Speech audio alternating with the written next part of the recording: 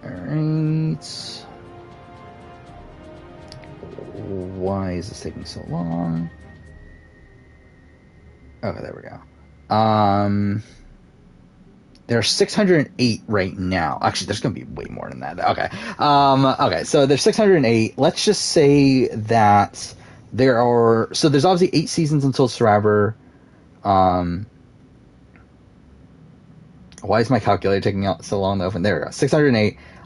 There's obviously 8 seasons until Survivor 50. Let's just say that there's 2 All-Star seasons along the way. Let's just say 46 and 50 or something. So that means 6 newbie seasons. They could do fans versus favorites for 46, actually. I didn't even think about that until now. But either way, and let's just say some are 18, some are 20. So let's just like add 19 like 6 times. Okay, so it is 722. So like I would guess that would be like a 7-parter then. Maybe like part 1 is 600 to 722 or 601, and then it's like 501 to 600, 401 to 500, that sort of thing. But yeah, like I guess I'll just put them all in the thumbnail, right? I've never had 100 people in the thumbnail, right? Because like the biggest one I've had is that runner-up ranking, and like that was even then like what 90 something, right? 91, I think. So yeah, that's even like one part of that video would be insane. And again, I'm never fucking doing a like a global Survivor player ranking. I just could not be bothered. Like I'm never in my entire fucking life spending all that time to rank every fucking player around the world in one fucking list. I'm just not doing it. Like I'm literally not going to spend that much time in my life making that video. I could do the pictures of the cast. The problem is that I'm already doing a cast ranking where I literally just did that. So, yeah. But I think what I'll do is that, essentially I would get the list of who's in each video, and then probably put them in chronological order, I think, and then make the thumbnail that way, and like have every player. I think that's probably what I'll do. Yeah, a lot of people didn't like the ending of AC3. I don't necessarily dislike it personally. I mean, I think it's rushed. I think that's the bad part of it. But like, I don't necessarily dislike the like initial like sentiment of it. It's just the problem is what they do afterwards, and what the ending of this signifies for the Assassin's Creed series, where like they get rid of Desmond just because they like because the developers hated Desmond. Or Ubisoft, I should say, hated Desmond. They wanted to get rid of him so that they can focus on the historical stuff.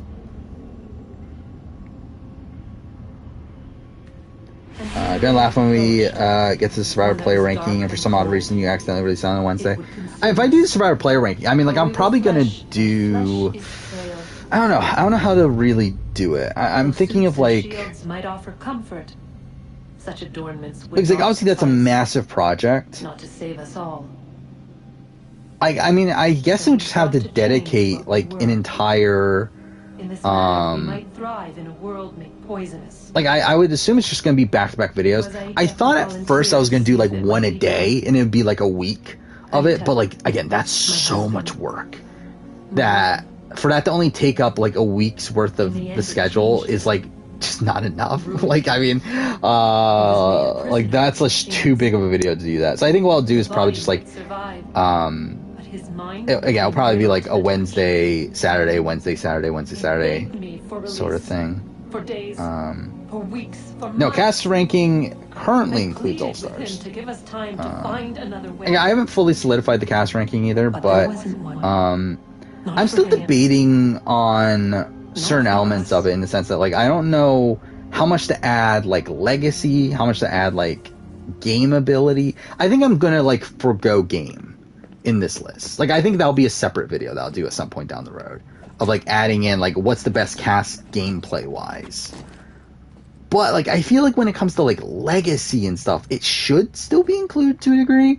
But like that makes it tough with All-Star seasons, where like obviously All-Star seasons are gonna have the most. Where, like, again, like, for me, if I am adding Legacy, then Winners at War has to be number 1. And to be honest, even without that, like, I'm debating on Winners at War being number 1. Like, again, it's a struggle in the sense that I don't think Winners at War is the best season in terms of it utilizing its cast. Even though I do still think it's pretty strong. But, like, Winners at War is, like, literally the only season where I think, like, the main appeal of the season, like, on the offset is its cast. And, again, like, the main appeal of Winners at War is the fact that it is an all-winners cast. And, like, that's the biggest pro of Winners at War. In time, it decays and crumbles into dust. So, Winners at War is just a weird one. I did not watch X on the Beach. I kind of want to, but I don't know if I'm going to go out of my way to watch it, though. Maybe, to be fair, I probably can, like, tomorrow. Again, if I'm not going to start the Glass House, yeah, like, maybe I will watch X on the Beach. Just have it on in the background. It proved easy enough to enter. We'll see. Yeah, Fiji and Cook Islands are pretty low. Yeah, I think I'm going to do... I think it's going to be a mix of entertainment and legacy. That's kind of where I'm leaning right now, is kind of like mixing those two. Were they right to turn away? Where, like, I feel like for newbie seasons, it's going to be almost entirely entertainment value. But, and yeah, Game Changers is not a great all-star cast. Mind you, it's not like, I think, again, when in comparison to the rest of the cast, it's still probably, like, middle of the road. If not even probably, like, slightly higher. I don't remember exactly where it landed on my, like, preliminary list, but, yeah, I mean, to be fair, it's the only All-Star season that's, like, towards the bottom, though. Like, the other All-Star seasons are all, like, at the top, pretty much. They're not all, like, 1, 2, 3, 4, or whatever, but, like, they're all pretty high. Actually, let's look at this. I have it somewhere. I mean legacy as in, like coming into the season. Or, like, on the season, I should say. More so than, like, how they impact future seasons. Though, I mean, to be fair, like, a lot of people that do impact future seasons end up being, like, really good in their, like, first season or whatnot anyway. I think there are, like, a couple exceptions, obviously. I think, like, someone like a Parvati is a big exception. Where, like, she's not that... I mean, she's fine on Cook Islands. Actually, do I have more conversations? No?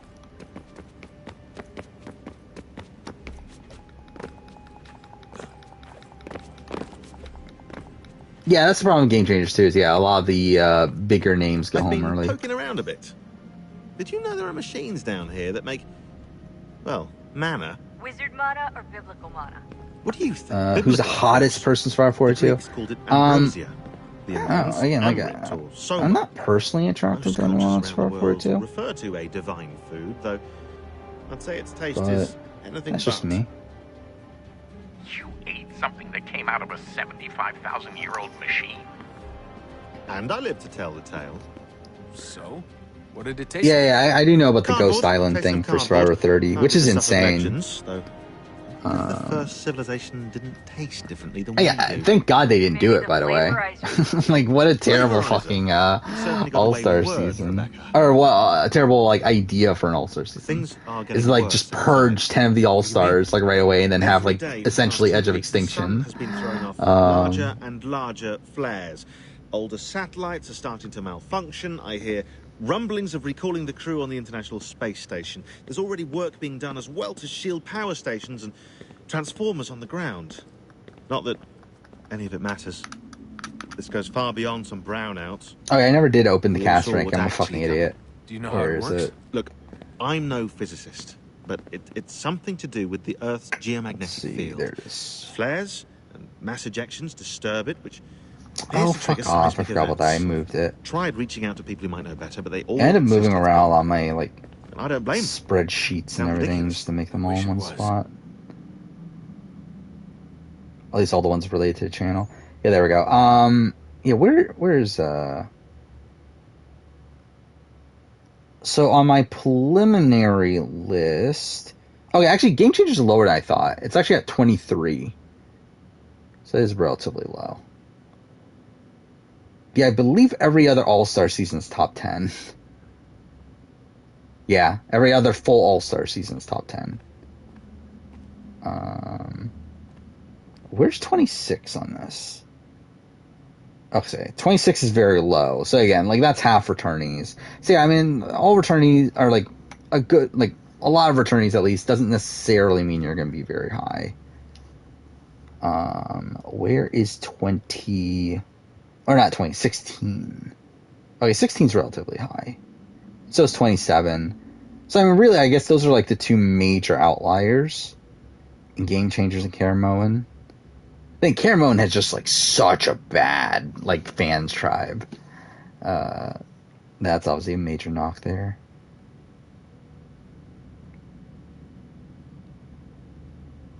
But yeah, it'll be a fun video. That one I'm definitely not going to do until 42 is done though. That should be, I believe I do have that scheduled more early on though. I think that is either, oh yeah, it's beginning of July. It's like that's a bit quicker than some of these other videos.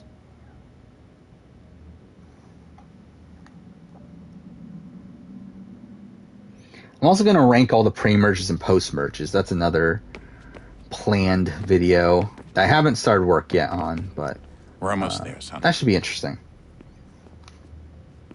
Yeah, I did see Devon being willing to come back to the challenge again. That'd be great. We'll have plenty of time to talk when this is all over.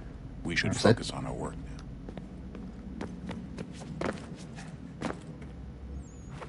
now. What is going on here?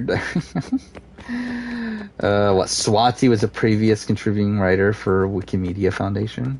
That's random. Thailand at the bottom. Thailand is very, very low. Home stretch, Desmond. I can feel it. Actually, why isn't Thailand lower?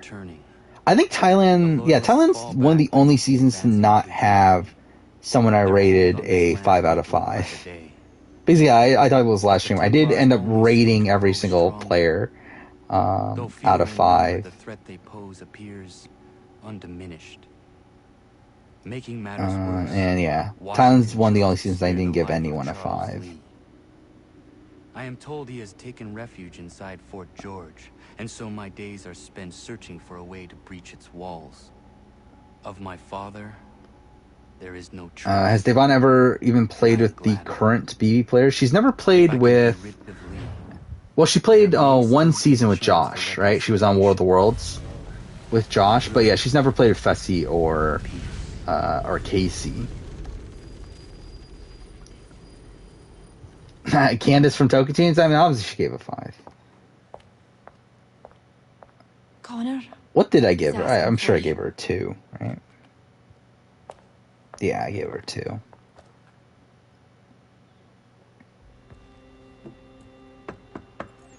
Oh, where Achilles, Hello, not dying, but being shown to be sick, and then he doesn't die until you do homestead missions. Australian Outback is actually relatively high. It's not like top, but like it's top half.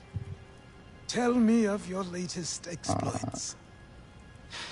Charles Lee has been exposed. And I think like part of this is they march now to cities that this country Australian Outback's like a weird one because like it's still like you have won. Really, I mean like Borneo and Australian Outback, like they both feel like classic casts in the sense like I feel like I remember everyone from those casts like super well. And I feel like I know a good chunk about a lot of these casts as well. Now there are like some duds, but like even like the duds on Australian Outback like have like some notable things about them. I mean Nick Brown, I gave a 1. Realistically, he should probably be a 2. But again, this was at the beginning of when I did these, so. If not for the Brotherhood, I gave him 1. I gave Mitchell Olsen a 1, but like even like a Kel, who I think is like one of the most boring people to ever be on Survivor. I gave him a 2 just because like obviously the beef jerky gate.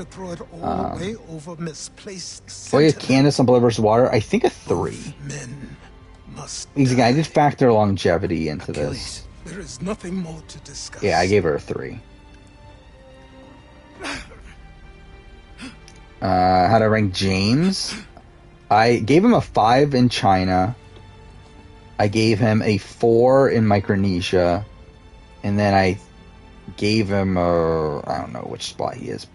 Either a 2 or a 3 on Heroes vs. Villains. I don't know which spot he is. Because again, I have these by placement. I don't have the actual names next to them. I think he's a 3, actually. He's a 3. You need only join his fleet in Chesapeake Bay and they will serve as required. But what exactly is it you intend? It's better that I show you. What I give Wendy Joe? I gave her a 2. Fabio didn't get a 5. Charles Lee may have been dismissed, but it does not mean I gave Fabio a 4. Only 5 from the commander underestimates the threat, and no more time can be from that wasted season's trying to Neonka. convince him otherwise. I must do this on my own. Do what exactly? Forget James is a 3-time player? I mean, yeah, you might as well. He hides within Fort George, which is itself whatever every first idol found in each Survivor season was a super idol. I cannot hope to infiltrate directly. So I mean, that just seems like very... the tunnels leading to the fort have been filled in. While I secure the... It's like, why not just like have every idol be a super idol? And the ships? I think that's probably a better overall topic. It's like, what if they never got rid of the super idol? Inside, find Charles I think maybe that's a better topic.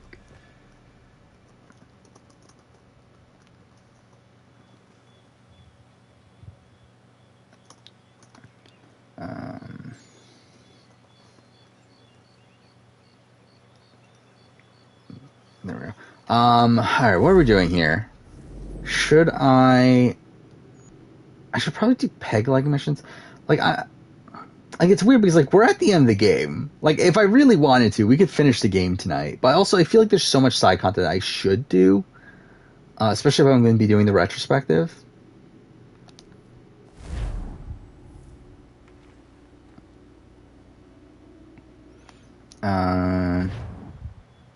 Erica from Fiji. Oh, wait, what are you talking about numbers here?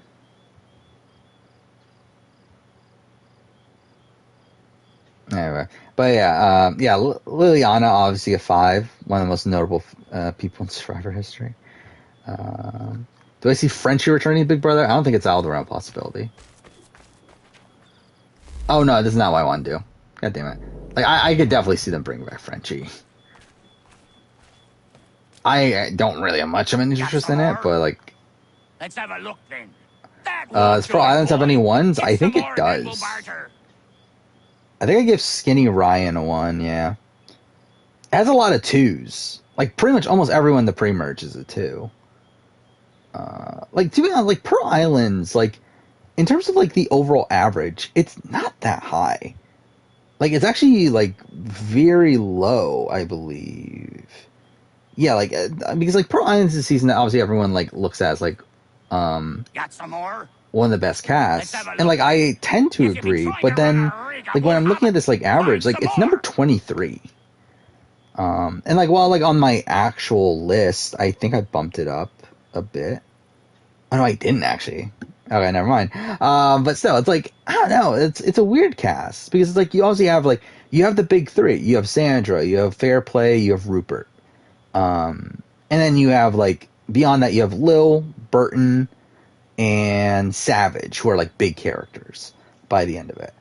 But then, like, everyone else is, like, kind of just, like, fine.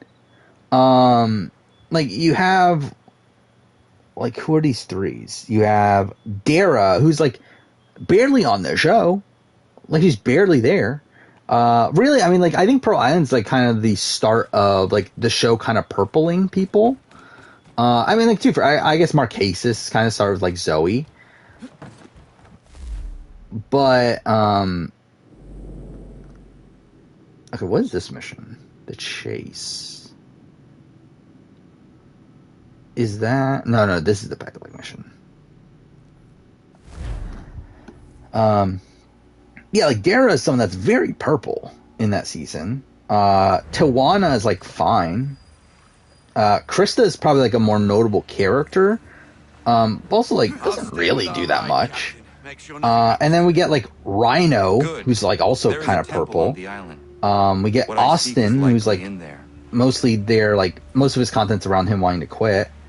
Anyway, like Michelle, who has like a notable exit in terms of like her, like the immunity challenge and her like not faking whatever, and like that's something, but like that's still like pretty much just one moment. Trish is like not the greatest TV outside of like the opening scene, where like the one woman wanted to like steal her because she liked her eyes or whatever. And like she was like the first like alliance for Johnny Fairplay, but again, like that's not really what she was known for on the show. No chance of staying dry today. Yeah, you got like Nicole Delma's first boot, she's fine. Yeah, I mean like it's there's a lot of like kind of just like meh people on the cast. It's like it's a very top heavy cast, but like there definitely are some like nobodies. Felt bad for Skinny Ryan, yeah. I don't think he's meant for Survivor though, but yeah. Like, he seems like a genuinely nice guy, I would assume. Yeah, I didn't mean to do that. Wherever every season had jury removal, I literally just like prepped that video. I'm doing it. What do I have it scheduled for?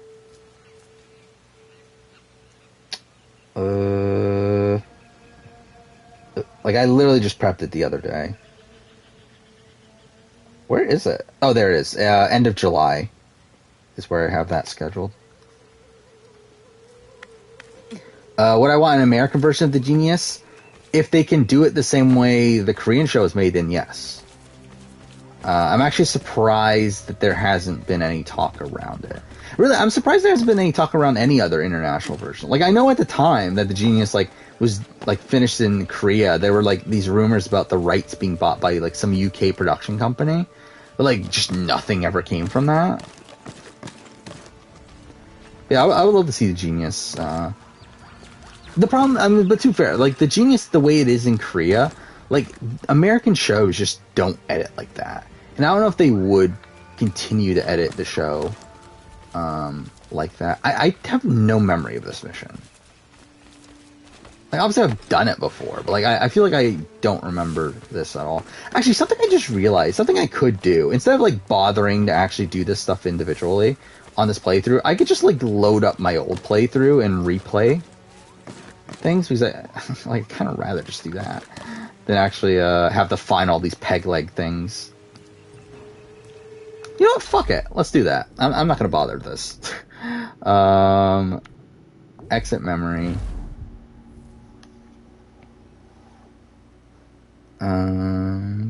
Preseason winner picks were Angela and Danny. Yeah, I mean, those were pretty much my... Again, I was like Angela or Desi, one of the two, and then, yeah, Danny, I think, was my winner pick for...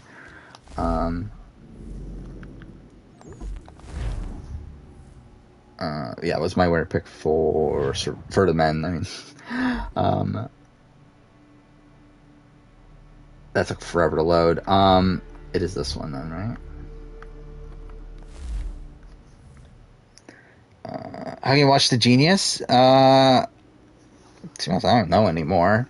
Again, there are subtitles. I mean, that's how you, like, Bum Diddley... fuck, I can't pronounce her name. But whatever, there was a person who translated every episode.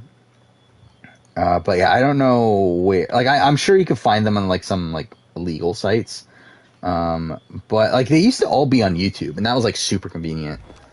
But they're not there anymore. But yeah, so I think what we'll do here then... Wait, not that. I think we'll do the peg leg missions right now. So where am I in the main game again? I'm here, right?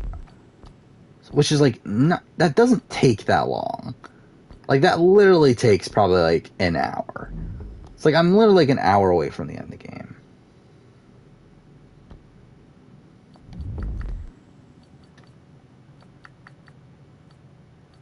Yeah, I don't know if I care enough to do that. Liberation missions, I probably should do.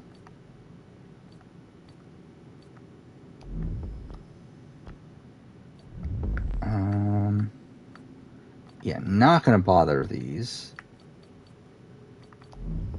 Did those forts? I did. Maybe I should do the. Did I not do one of the forts? Underground, I did. Fuck that.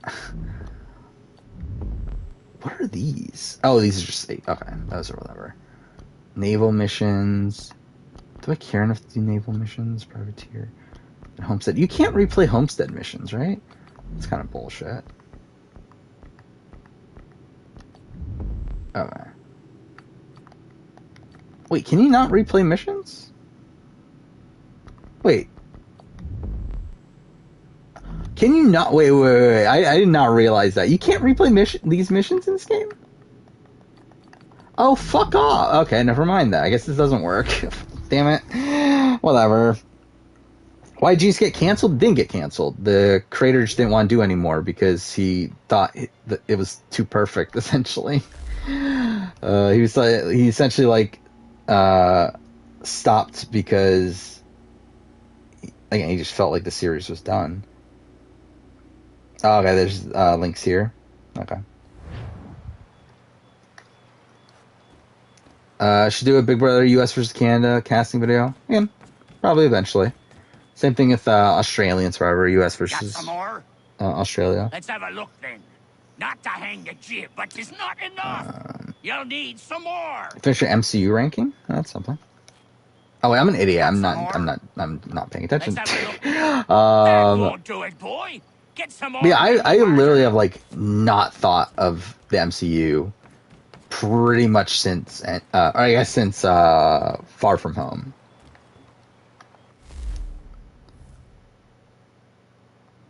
Or yeah, I'm sure at some point down the road I'll get back into it, but I just have not done that yet, and probably won't anytime soon. I still follow things, I still look at what's going on at points, but yeah, I just don't really see myself actually watching a lot of the stuff anytime soon. Here. So far, our winner pick is Seamus or Saint. How do you pronounce it? Is Seamus, right? Whatever. Yeah, he's a decent pick. I'm not even sure who I would pick at this point. You have Thor: Dark World at the very bottom, and too bad it's towards the bottom of mine too. But I feel like Thor: The Dark World's kind of better now with Endgame and stuff involved. In context there, and also just how important it is for the rest of the series. But yeah, Captain Marvel really low. I feel like Captain Marvel's one I need to rewatch. I've only watched it once, and I feel like it was fine. But it feels like a lot of people don't like it. So I've always been much higher on Thor, the first Thor. Mind you, I'm higher on it as a film, in general, more so than as MCU film. Where I feel like it's the perfect movie to represent the hero's journey. And that's something I've always respected from it. But as an MCU film, yeah, it's probably not the greatest.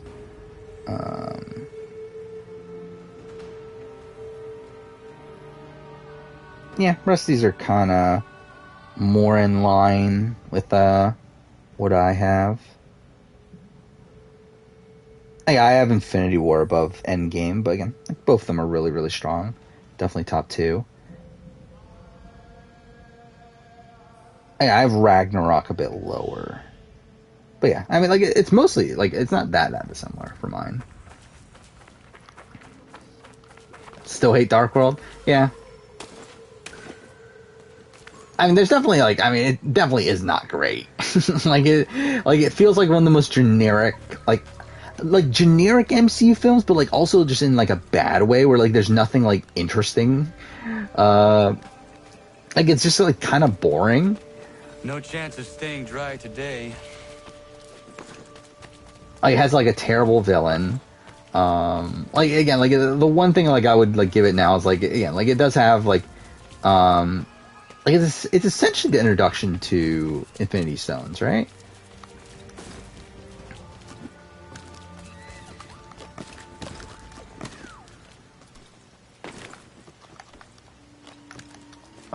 Well, yeah, like it's like kind of an important film in this series, but it's also like it's not the best. Yeah, I know that was like a big controversy at the time about Captain Marvel, but it's like I also feel like there's obviously like actual legitimate criticism of it too, and like I mean I can get why people didn't like the movie. It's just I feel like I need to rewatch it to like properly assess it. Where am I going? Like, what am I supposed to do here? Like Black Widow? Again, I haven't watched Black Widow yet. If I were to guess, I would say I won't like it though, based on what I know about it. But again, I haven't watched it yet. Kid's treasure is probably inside that pyramid. I have no memory of this mission.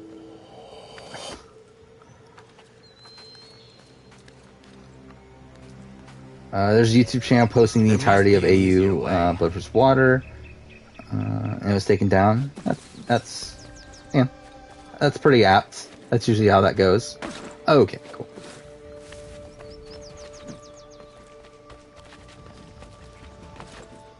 Oh, come on. Really, the only one I think is bad is Dark World. Incredible Hulk and Captain Marvel got. Yeah, I mean, Incredible Hulk's like one that like I always felt like I should like more. Like I think it is one that I definitely like more as like an overall movie than I do like as an MCU film. Where like it doesn't fit the MCU. Like it's weird that it's even an MCU film.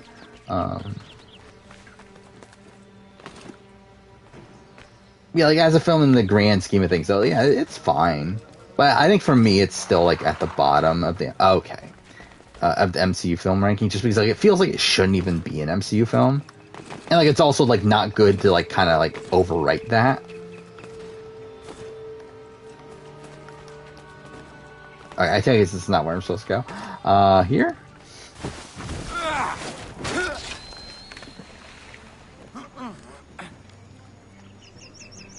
No small wonder this temple has not collapsed yet.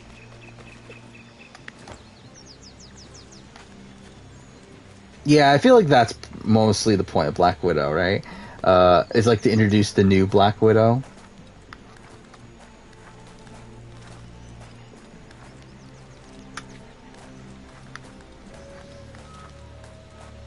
Fuck off. There we go.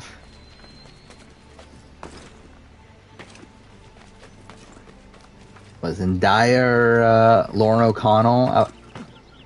Actually, no, that's probably actually. What the fuck? Are you serious? It like put me all the way back on the bottom.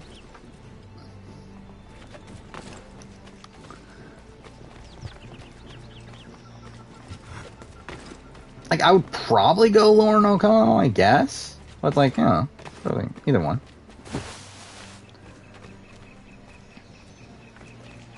I mean, like the new character you've only seen in like one movie, right? Like I feel like it's tough to like gauge out. It's definitely a better character when it's literally only been one movie while like Natasha's been in like what, like 7 or 8 or something. Zendaya, well, okay, fine.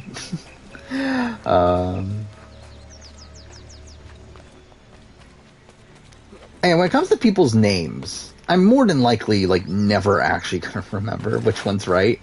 Fuck off.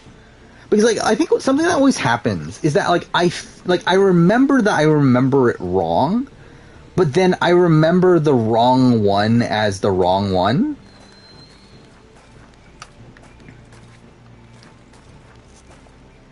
It's like something like, okay, cool. No, that's perfect.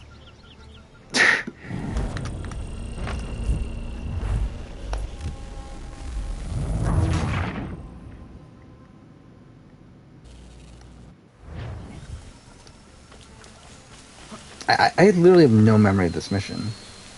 It's like you would think that I would, considering I've done the peg-leg things a billion times. But Helena, is it Helena or Helena? Because I legitimately don't remember. Like that one, I just literally don't remember which one it is at all.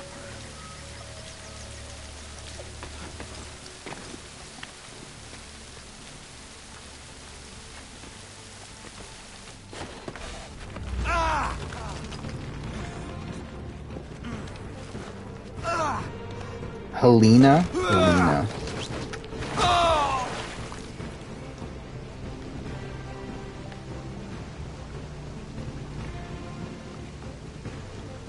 I need to find a way back up to the treasure room. Okay.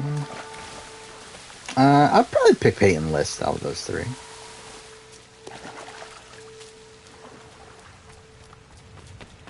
Alright, going.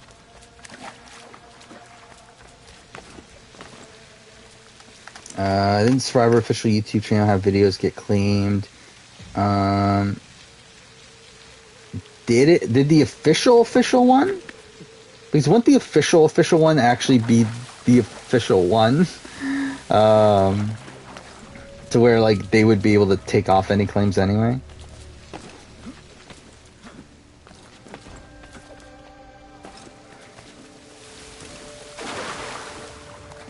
Helena is the Nicole Franzel of Canada. I think that's probably putting too much agency onto Helena.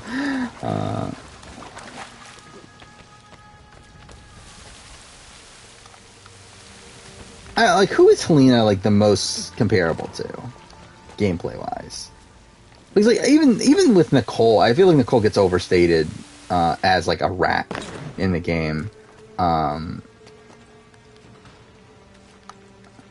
Because, like, Nicole was, like, not really that early on in the game. Where, like, she was, like, this person that, like, she was, like, this big target that the, like, Paul Jose side of things wanted to get rid of right away. So, like, she had this, like, big target on her early on, and, like, eventually she was able to become more of a, like, this, like, rat floater sort of person, like, around the time of, like, the Frank and Davon sort of stuff. Okay, I guess that's not it. And then also, like, eventually it kind of just falls into the background for a while like, Polly's running the game, and then Polly's game crumbles, and then she goes back into being a rat floater a bit again, and then after that, like, actually kind of takes control of the game.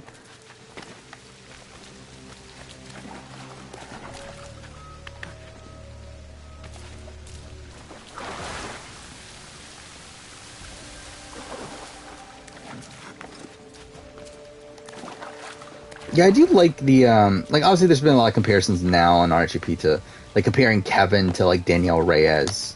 And I feel like that's, like, kind of an apt comparison. But, like, they've also been saying, like, okay, Helena is the, or Helena, whatever, is the, like, the problem is, like, I, like, naturally remember, like, one thing, and then, like, every single time I say it, it's like that's like the first one that comes to mind. So like I have to actively like remember when I'm saying something that I need to remember it like one specific way. But anyway,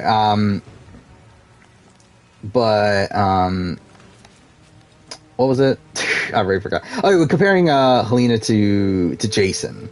I don't think that's apt comparison at all. Yeah, like comparing Josh to Lisa, which I'm too fair, that's like relatively apt, but I also feel like Helena is also the Lisa. You hate Kevin? I don't get how you can hate Kevin, personally. Obviously everyone has their own opinions, but like I don't know what there is to really hate about Kevin.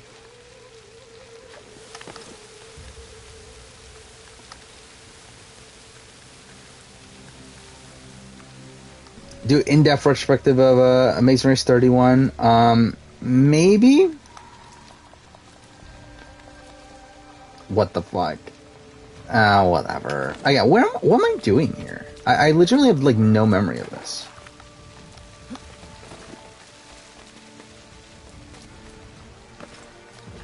Oh, here. Okay, fine. But again, that's still, like, really far down the road.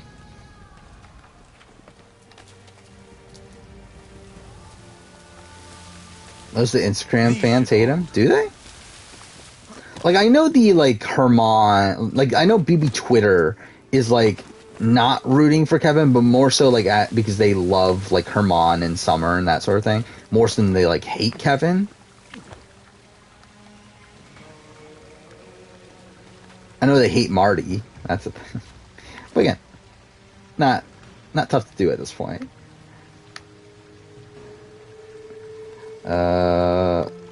Respect his gameplay, just don't enjoy him as a character at all. Yeah. Yeah, I like him in the DR. I do find his DRs pretty fun. And the I'm a bad boy DR is still probably the funniest DR to me of this entire season.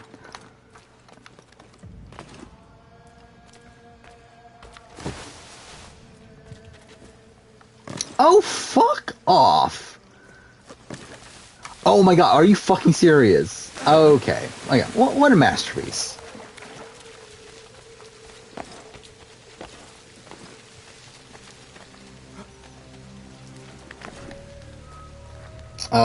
My Twitter, I do have, the Marine Review Twitter, which I don't use.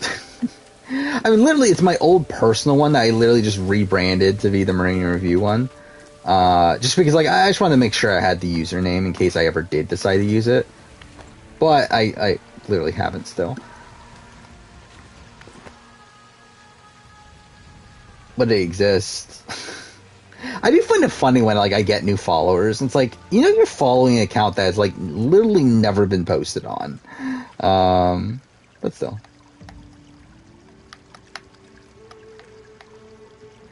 Do I consider Mickey a villain? Yes. I mean, that's pretty undeniable, right? I feel like it's pretty, like, that's pretty definitive, yes. Because, like, even if we're taking out the, like, the racism and all that sort of stuff, it's, like, still the way he plays the game is still very villainous. Like, just the Tommy, like, round of, like, him lying about Tommy and everything. Like, that alone already makes him a villain anyway.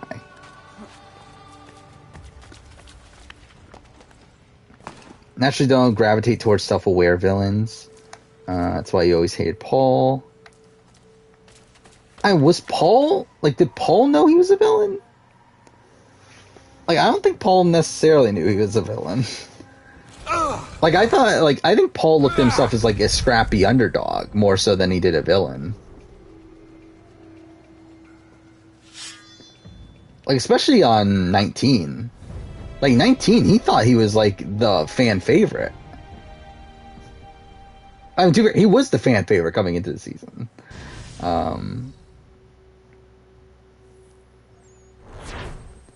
But yeah, I don't think it was until the end he knew how hated he was. Mickey's more of an asshole than a villain. Again, I think when we're talking about, like person, yes. I think when we're talking about gameplay, like, again, still villain. Even if we're, like, just solely going off of gameplay.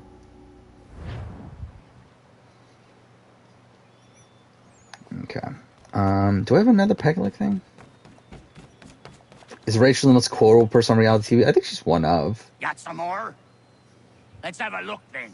Not to hang the jib, but it's not enough. You'll need some more. Okay, I already got all the ones from here, right?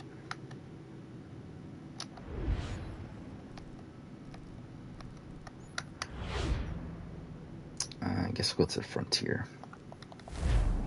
Is Tommy the biggest hero, BB21? Probably, I would say Nicole is, right? Nicole Anthony? I don't think Tommy's the biggest hero. I don't think he really, like, fits into either category necessarily. Okay, so... Actually, I guess we'll do that viewpoint. What if Camp Comeback was in every season of Big Brother? I could not be bothered. If we're talking about what if a buyback, then, like, maybe. But then again, most seasons already like what seasons don't have like some sort of like buyback? Like it's very few, right? On especially on BBUS.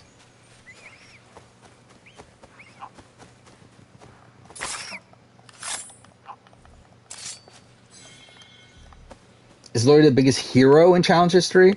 I think he's probably, I don't know if he's the biggest hero necessarily, but like he's definitely like one of the few people who have like consistently been like on the hero side of things. Where I think with most like challenge people, it's like there's points for their heroes and points for their villains, and they kind of like flip between the two. But like I feel like Leroy is almost all the time leaning towards the hero side of things. Is it bad that BBCAN10 is your favorite Big Brother season? No. Again, do whatever you want. Again, like for me, it's what, number 5 or 6 or so? So it's pretty high.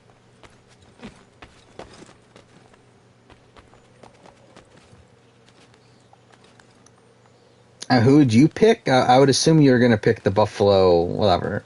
Either that or Peyton List. I feel like those are like the clear 2 picks for you. One of my favorite moments from the season is when Kevin told Betty, pretend like, yeah. And that is part of like the bad on Kevin's end. Is I think Kevin like does have this level of like him assuming other people are like as game savvy as he is. Where, again, like, his entire, like, read of Betty in that situation is really bad. That he thought that Betty was actually going to go along with this. That Betty was, like, rational enough of a person to recognize that this is a thing that they could be doing.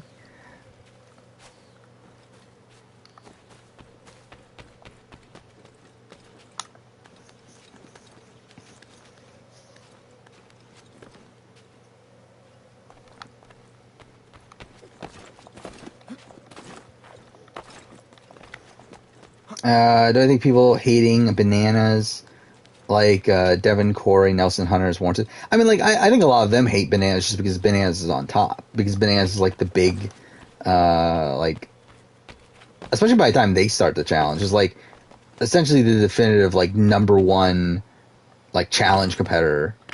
And also, like, does have a massive ego to where, like, he really plays it up too. But, like, I think a lot of that's just more so reputation. And I think in terms of, like, specifically, like, a Devin, I think it's more so, like, he wants screen time. And that's how he should get he'll get his screen time.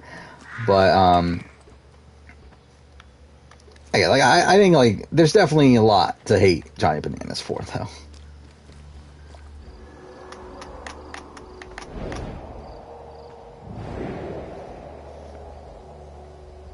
I feel like Kevin played the double kind of bad.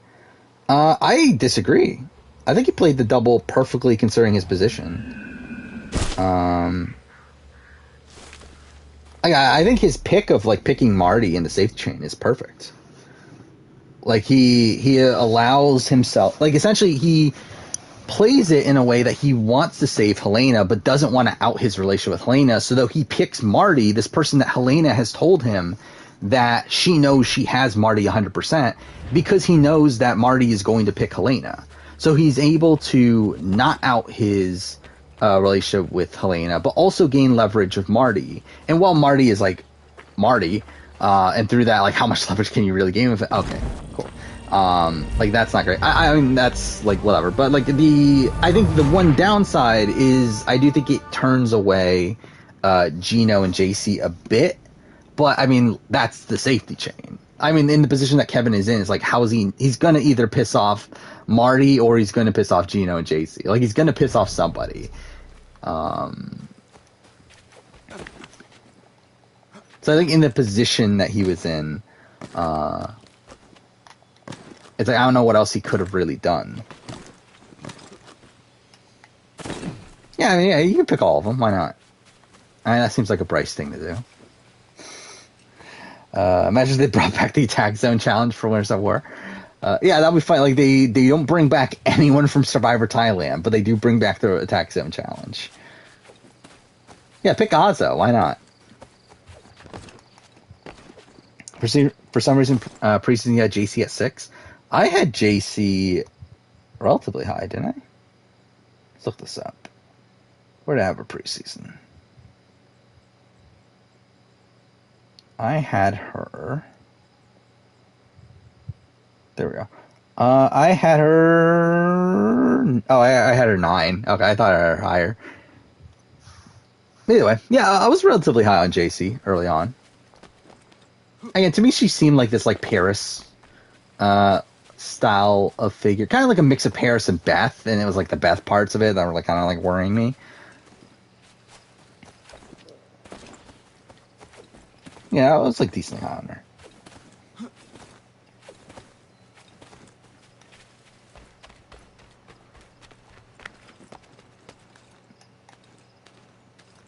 Very convinced JC is either going to be Final 3 or runner-up at this point, especially if Betty goes. Yeah. I mean, like, the thing is, like, next week, pretty much the consensus target is the Showmance.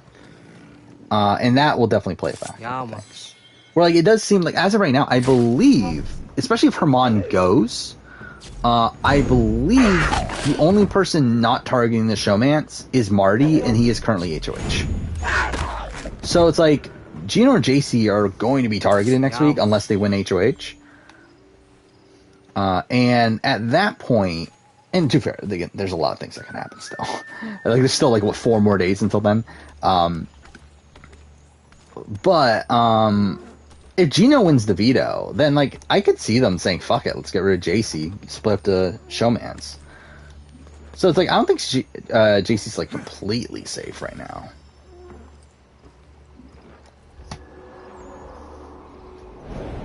And even then, like, I could see them voting out JC over Gino. I could see them wanting, like, some sort of, like, a meat shield sort of to stick around.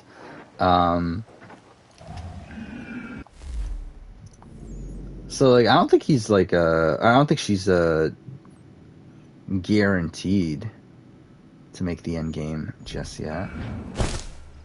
But, yeah, I think she is, like, the next most... I disagree, actually. I think Helena is the biggest... like goat left on the board. I really think the more and more time goes on, I cannot imagine Helena winning the game. Like, I really like Helena, and like she's like pretty well positioned in the game. I just don't know how a jury's gonna vote for her to win against any of the other people that are left in the game. Like, even JC, if JC makes it to the end, that more than likely means she's gonna win a whole bunch of comps. She's gonna at least do something in the game at this point. And like, I feel like they would vote for JC over Helena.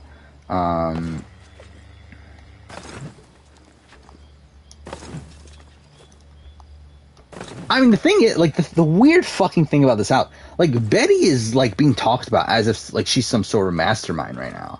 Where, like, it feels like the Tanisha, like, again, they had this, like, misconception about Tanisha. It feels like now that misconception has gone to Betty, or, like, now they're thinking that Betty is this mastermind. Like, where, like, they're all so convinced that Betty has some sort of secret power. Because, like, of the telephones, and, like, Betty was, like, the first one to pick up the phone. Like, so they're, like, convinced that she got power from that, which, like, obviously she didn't. But, like, because of that, like, I think it's, like, spread into this thing of, like, them thinking that she's, like, again, that she's, like, this really, manipulative player, when, like, really she's, like, the person who can't hide anything. Will Big Brother ever do a week 1 double eviction? No. Well, I mean, it matters, like, in terms of back-to-back eviction, probably no. Again, I think with week 1, especially by the end of the week, they kind of want it to be, they kind of want the game to play out a bit more, like, naturally at that point.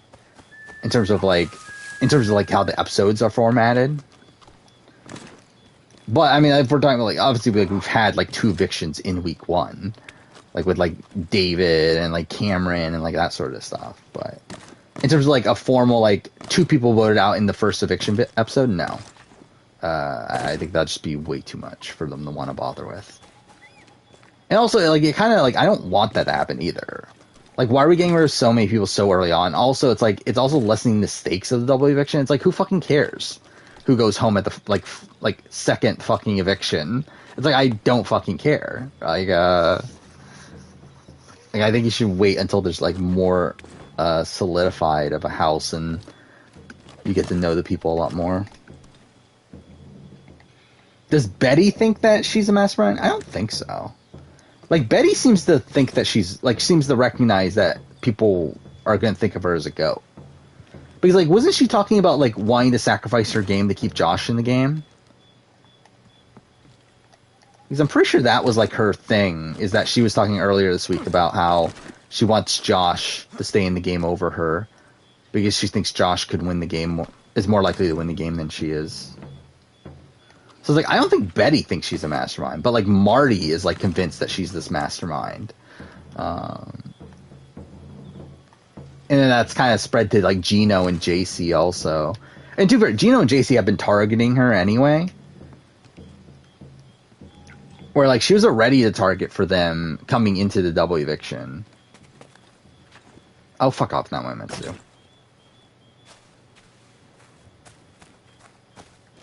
If Teresa wins SA9, she's top 20 player? Probably not. Because I have no faith in her playing a good game to win SA9.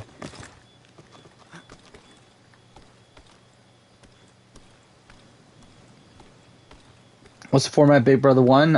It's the old Big Brother, well, in the original Big Brother format, where the house picks 2 people, right, to be nominated, and then America votes out one of the 2 people.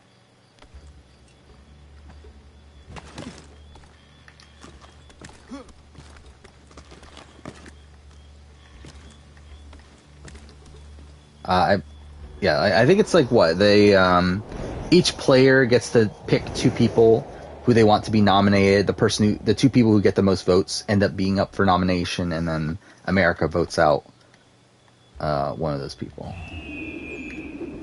So, like, there's still a level of a social strategy element to the game, but eliminations are determined by America, and then also it's like the social strategy elements are very minimal. Especially for back then, to where most people did not care to play the game strategically. This one. What if BB1 was like every other season of Big Brother? I think it's just tough to gauge how it would have played out. And to be fair, I would not be able to do it unless I rewatched all BB1 anyway. But, like, I don't know how to really gauge it, considering, again, that wasn't really, like, alliances and, like, actual gameplay was, like, never really a true consideration on the season. So, like, obviously you can base things off of, like, relationships and everything, but I think as a whole it'd just be, like, a very difficult topic to go through.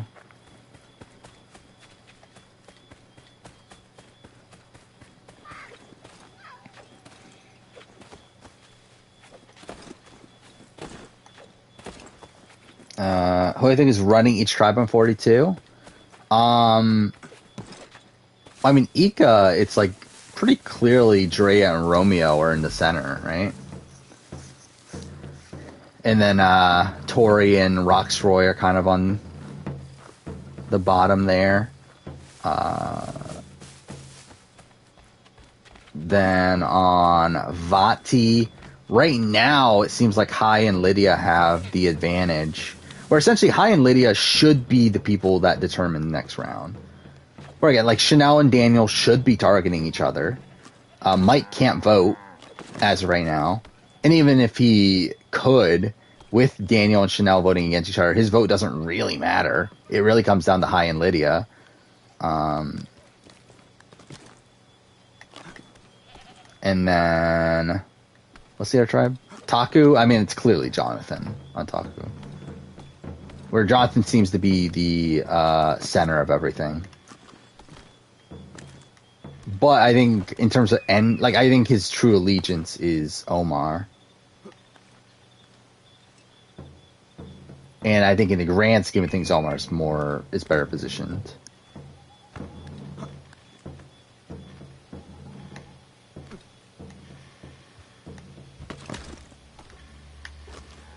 Okay.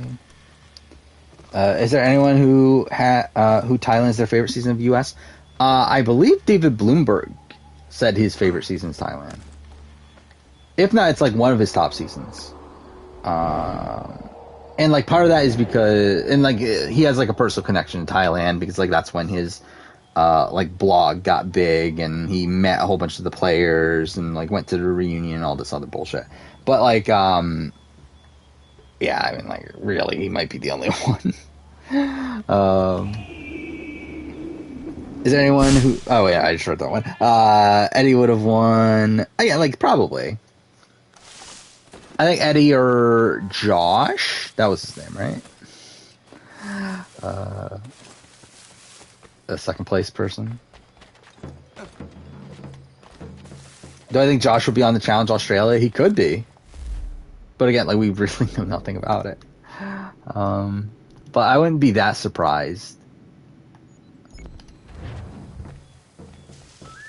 Actually, you know something that like this just randomly came to my head. I feel like Brianna would be great on Challenge Australia. Brianna from Blood vs. Water. Juicy Dave's daughter. Like, why not bring her on? I think that'll be fun. David still believes Brian is the best player of all time. Does he? Because I surely don't. I don't know. Like I've been thinking through my winner rankings a lot more recently. I've been thinking like, do I have Brian too low? Because like Brian does have like complete control from beginning to end. However, again, like I still don't love his management of the jury. Where like a lot of people say, oh, okay, like he guaranteed he had those 4 votes. He was never going to lose them. But he also does things to sabotage those 4 votes. Like, the way he backstabs Helen is in a way that, like, Helen should not vote for him. And, like, also it's like the Ted situation, him, like, telling Ken that we can't let 2 black people in a row win. Like, again, like, why are you saying this? Like, if you're really, like, the best player of all time, why the fuck are you saying these things? Like, why are you making this assumption about Ken that he's going to be racist, like, because he's a cop? And, like, just, like, first, like, one of the first things you say to him is, like, automatically make this assumption about him. Like, it's fucking ridiculous. I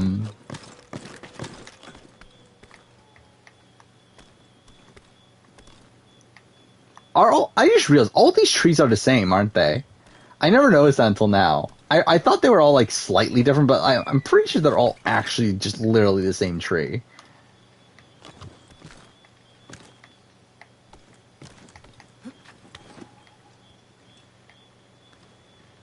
Yeah, again, Brian Heidick would not do well in a modern season. Okay, well, cool. I fucked that up.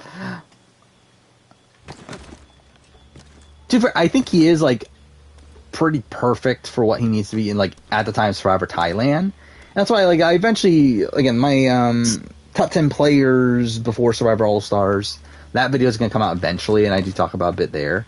But, like, again, Brian's obviously very high on that. But I think, like, the more and more the meta of Survivor continues, it's, like, more and more shifting in a game that I cannot imagine Brian Heidick doing well in. To where, like, I think even if Brian Heidick were coming into a modern season now, like, without the, like, threat level of him bringing Brian Heidick, like, I think if they didn't know who the fuck he was, I still think he would be he would not do well on a modern season. And, like, I think especially, like, if he was on Winners at War, like, fucking no way Brian Heidick's doing well.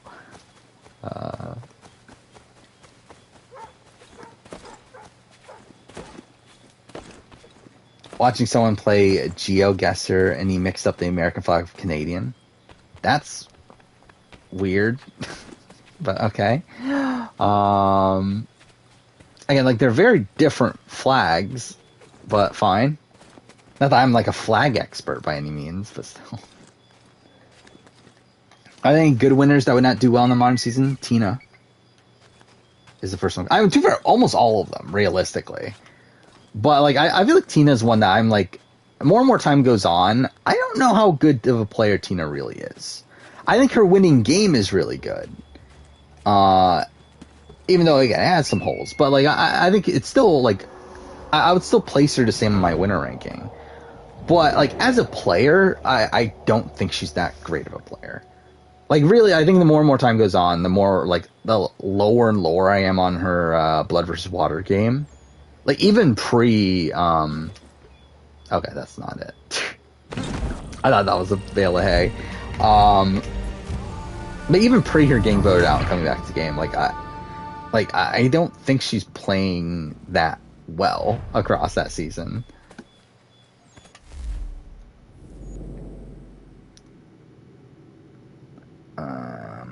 Let's see. Actually, let's do this for... That's so far away, though. Oh, wait, can you not fast travel the fucking viewpoints in this game? Oh. That's kind of shit. Wow, okay. I didn't realize that. Well, okay, fuck me. Was Ars playing good in Blood vs. Water before he got blindsided? Like, he was the figurehead for his tribe. He was in a very good position early on. But I feel like he always, like, he essentially set himself up to be blindsided. Like, that's really most of his game, is, like, him setting himself as this figurehead that's eventually going to get taken down.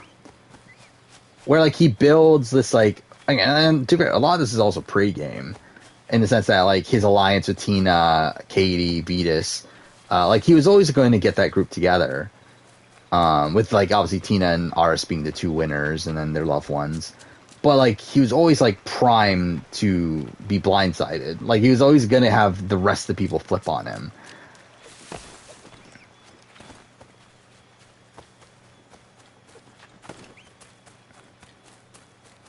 Should do a winner potential ranking? In terms of what?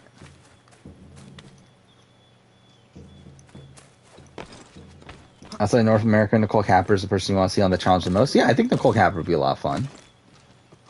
Again, seeing her play Sequester, I get a sense that she's going to be very messy. That'll be interesting. Like, potential to do well if they were to ever return. Okay.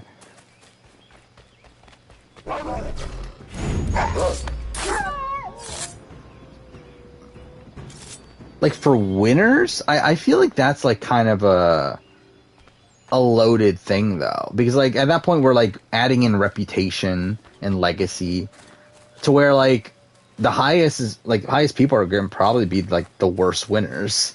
Just because they won't have this massive target on their back. Actually, to be honest, like, Ben might be up there. Like, Ben might be, like, debatably number one.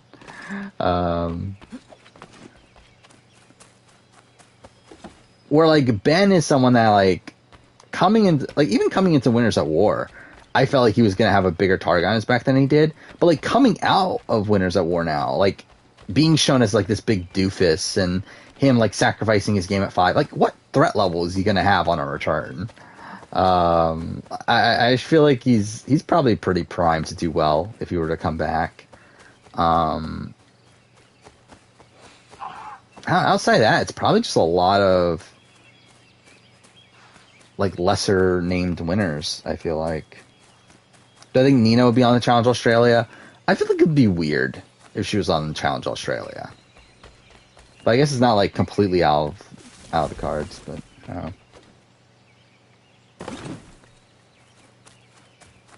Sophie, I don't necessarily agree. I think Sophie at this point has this reputation as being this, like, very, like, strategic player, to where, like, I feel like that's going to follow her on every season at this point.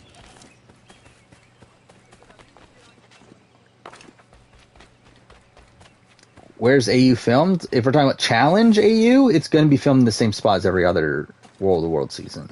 Like, they're all being filmed in the same location.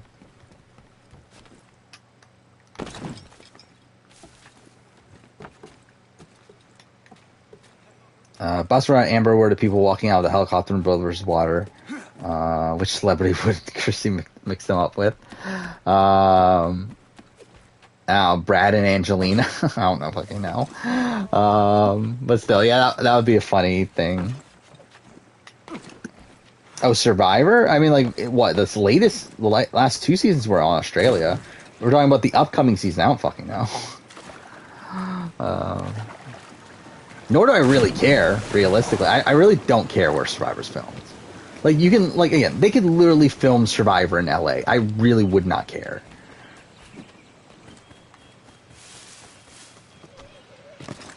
God damn it, I did it again. Oh, no. Okay, I saved it. My computer almost went to sleep again. I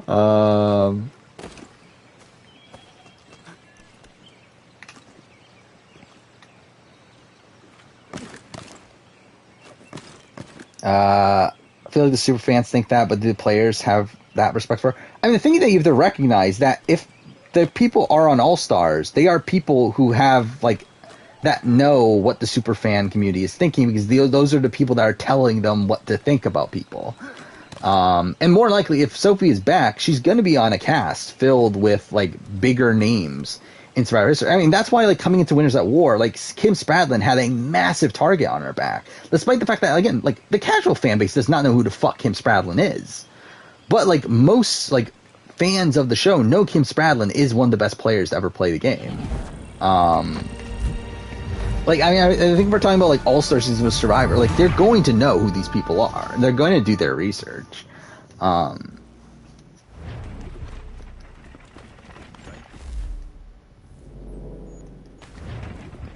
it's still there. But I feel like, I mean, we can just run through the winners pretty quick, though. But, again, Richard Hatch, no chance he's doing well again. Tina could do well, but, like, I don't have any faith in, like, her actual strategic ability in the game. But, like, I don't think it's out of the realm of possibility that Tina could win again. I think Ethan probably has a lot more potential in him. Well, like, I think he was playing, like, okay in Winners at War. Again, I don't love his, like, overall positioning, where, again, I think he just primed himself up to be, like, the safe vote. As, like, person that they're going to vote out over, like, because they want to keep, like, Boss Rob and Parvati in the game, and also, like, are kind of, like, worried that that they might have an idol, so they're going to put the vote on Ethan instead. But, like, overall, I feel like Ethan, like, had a lot of potential there. Vesepia, I do wonder if, like, Vesepia's reputation will come up if she were to play again. Well, like, I think Vesepia is one of these people that is, like, so overrated by, like, the superfan community that I do wonder if that's going to play into her reputation if she were to return, where, like, people are going to think of her as this, like, oh my god, this is, like, the person you got to watch out for. This is the person that is the big underrated player, when, like, really, she's not that good. But, like, they're going to think of her as that good because they're going to target her. Does Rob Cesternino still think Dr. Will is the best player ever? Probably. I don't remember what he thought after the Big Brother 2 documentary. I haven't listened to that since it came out, but if I were to guess, I would say yes. I would assume if you were to ask him, he would say Will, then Dan. But yeah, I'm not 100%. Let's do this one. Do I think Jeff will continue to sour on RS as less experience with RS is likely him asking for a bunch of money to come back? Yeah, probably. Like, I don't think Jeff was ever high on RS. And, like, I mean, he does prop him up a bit during Blood vs. Water, but, like, that was because he was coming back for Blood vs. Water. Why do people overrate Vesepia? I mean, I think a lot of people look at Vesepia as, like because she's, like, one of these people that Jeff Probst hates, and then she, didn't get, like, as big of an edit as a lot of other winners at the time, and like, she's, like, the first of, like, these under the radar women to win the game. Like, I think there's, like, a lot of reasons why she's like, overstayed. I will say, like, again, like, people that say, like, Vesepia is, like, the worst winner of all time, I think at that point, like, yeah, she's definitely underrated. But I think when, like, people are, like, considering her, like, a top tier winner and that sort of thing, I think that's definitely ridiculous. Would Jeff ever prefer to Shane or RS? Win Shane. Again, Jeff Probst likes Shane. It's just that, like, Shane, like, or at least I should say, like, Shane until probably, like, a bit more recently. But, like, I don't think Jeff Probst dislikes Shane. It's just, like, it's just other people he would rather have back. And I think he, like, understands that like Shane is good TV. I think it's like similar to like the Judd situation, where like he might not like fully get along with him in real life or anything, but like he recognizes the good TV that they're bringing.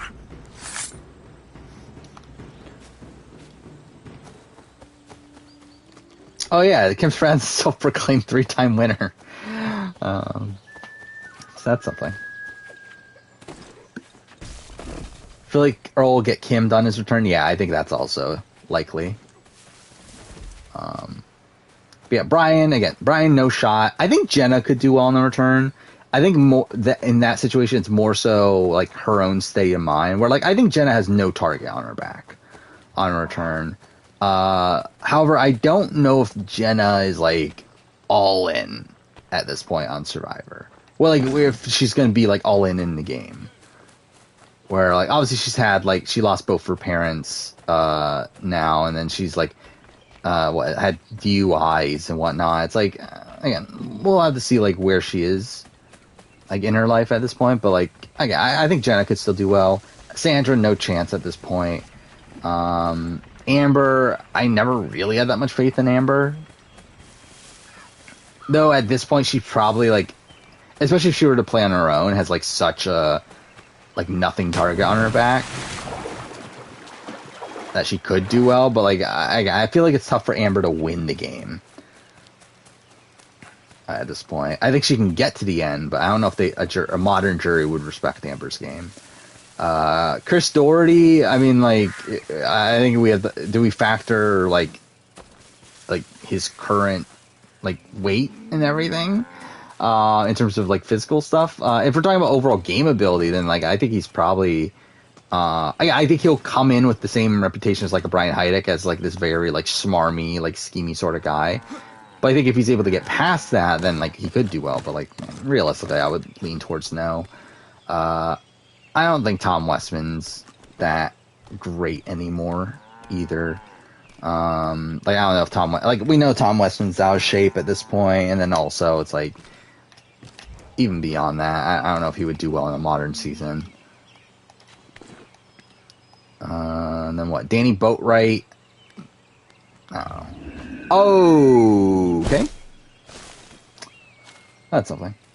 I know Chris's weight. I mean, there's pictures of him at charity events.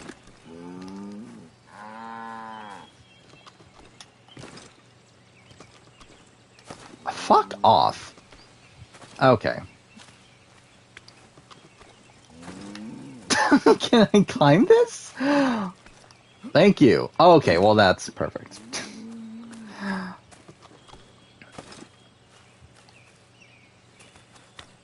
What the fuck? Whatever. Okay.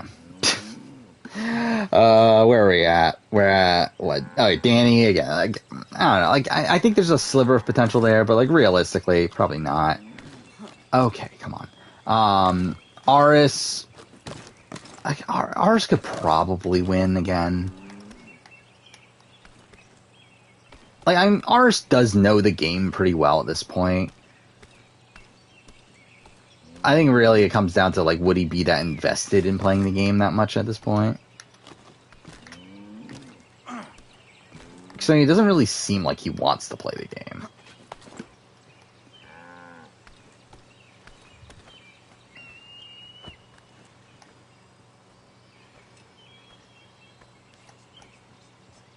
But, yeah. Who else? Yule. Oh, fuck off! Okay, literally the same thing again. I don't think Yule can win at this point. I think it'll be tough for him to get to the end with his reputation. Again, Earl, I think, is going to probably come into any game with, like, this legacy of being, like, this well-known, like, good Survivor winner.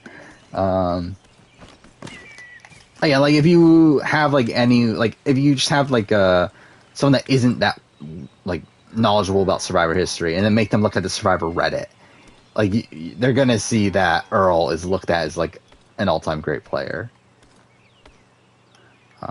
I do wonder Todd. I think Todd would probably have, like, a bit of a... Okay, come on. Like, What is going on? Whatever. But I do wonder how much of a target Todd would have on his back.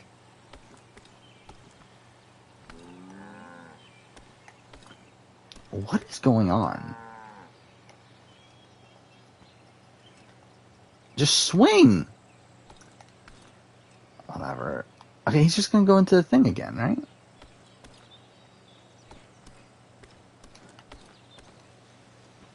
What is going on? Whatever. Is Earl's Black Alliance the best Black Alliance? I mean, they got to the end. I mean, I think we're looking at, like, the gameplay within them. I mean, Earl's really the only one that actually play well within that grouping. Or, like, Cassandra doesn't really play that much. And then, like, Dreams is, like, playing, like, actively bad at points. Where he's, like, one of these people that, like, individually flips and through that takes, like, all the brunt of the blame for that flip.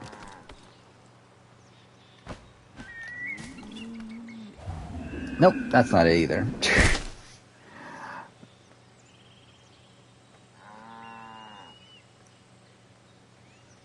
Oh, yeah, this is the, yeah, this was, like, not that long ago, right?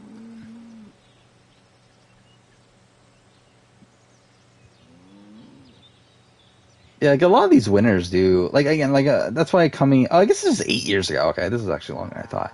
But anyway, I mean, yeah, like, a lot of these winners, like, kind of, like, knew each other. And it's funny because there's actually a lot of the winners that didn't end up being on Winners at War. But, yeah, a lot of these winners, they, like, did meet each other through charity events and whatnot. And, like, Sandra, like, if we were doing, like, a cast of, like, all the winners, like, if it was, like, including all the Winners at War ones, like, Sandra would be, like, much better positioned in that than she was in Winners at War. Like, Winners at War, like, was probably cast in, like, one of the worst case scenarios for Sandra. Where, like, Sandra had, like, so many other, like, built-in allies. Had, like, all the other winners gotten cast. Like, she, again, if she had been on that cast with, like, Todd, with Tom, with Chris Doherty, with who else? Bob Crowley, I know she's close to. Like, there's so many other winners that, like, weren't on Winners at War that she would have, like, had as, like, natural allies. If we don't get it this time, then I just don't give a shit. We're just gonna move on.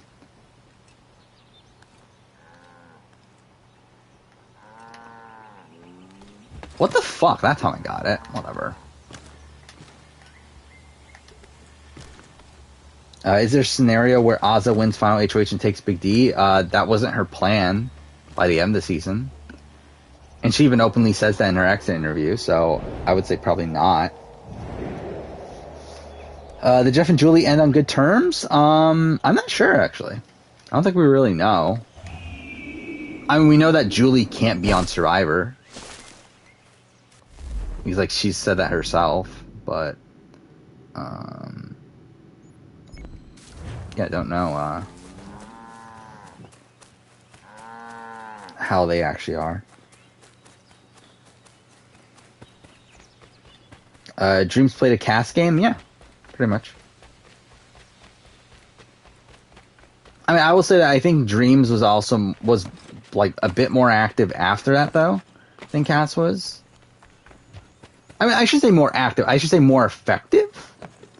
Where, like, at least Yao, like, at least he tries to go after Yao and, like, got the votes together and, like, only doesn't, like, it doesn't go through because, like, Yao plays his idol and, like, Stacy kind of ruins the plan and all that.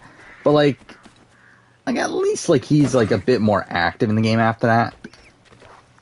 But yeah, I mean, like, he, yeah, essentially does the cast thing.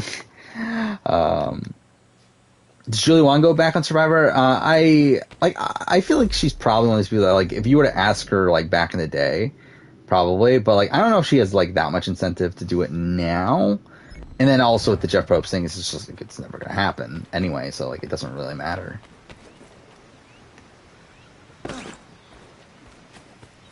I mean, I've told you already, I would have voted for Big D over Azza.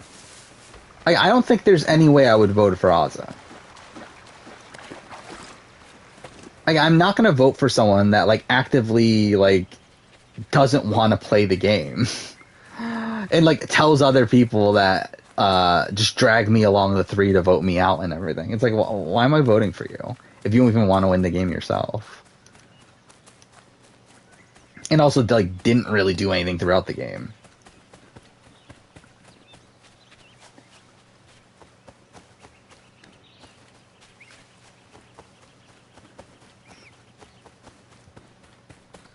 He's like, at least like Big D was like part of the actual final 2.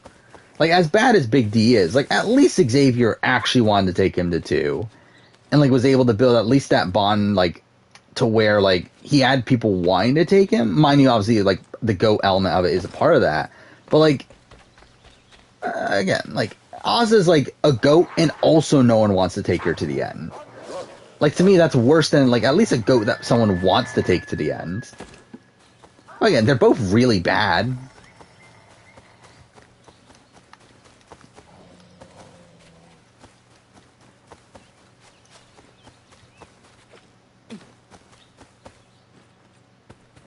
Would I ever play Survivor? No.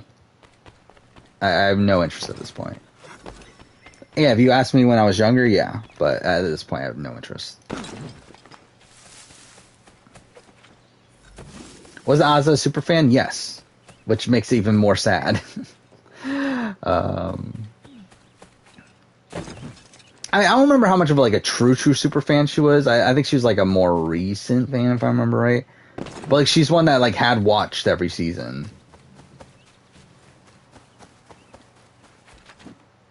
Why Jeff and Julie break up? I don't know.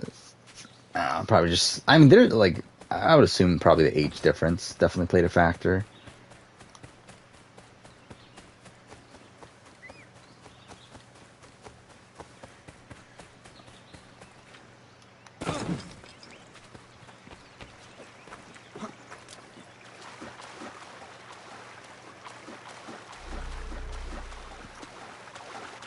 Alright, it's better to try and fail, essentially, than not try at all. To a degree. I think when it says not try at all, like, if it was someone that, like, didn't do anything, then I would actually probably vote for that person more than someone like Ozza, who actively sabotages her own game and wants to quit the game. Like, to me, it's like, that's the worst part of it. It's not necessarily that she didn't, like, do anything. It's the fact that she, like, tells people to vote her out and tells people to vote, like, that, like, tries to make an agreement with, like, she hears from Big D, like, Big D tells her, I have a final 2 of Xavier. Then her response is, okay, can you make me 3rd so you can vote me out at 3? And I'll be happy to give you guys the top 2. It's like, what the fuck are we doing? Like, that's the issue.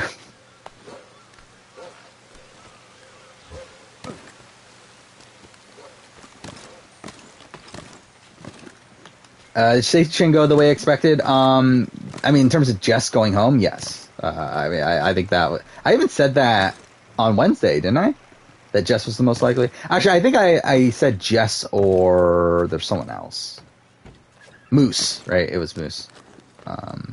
Yeah, I mean, like, once Moose wins the safety comp at that point, yeah.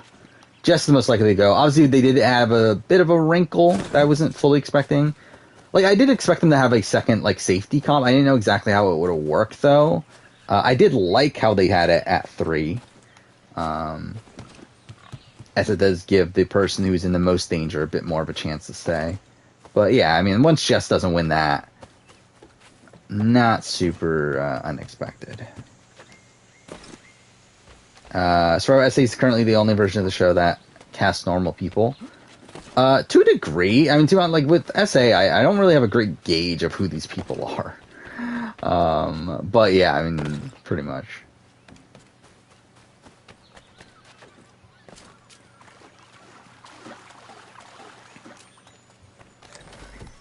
Okay, how many of the peg-leg things do I have?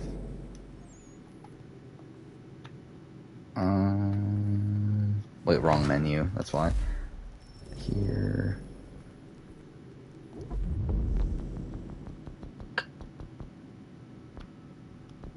It's under under collectibles, right? Only have 29%. How many fucking are there? Whatever.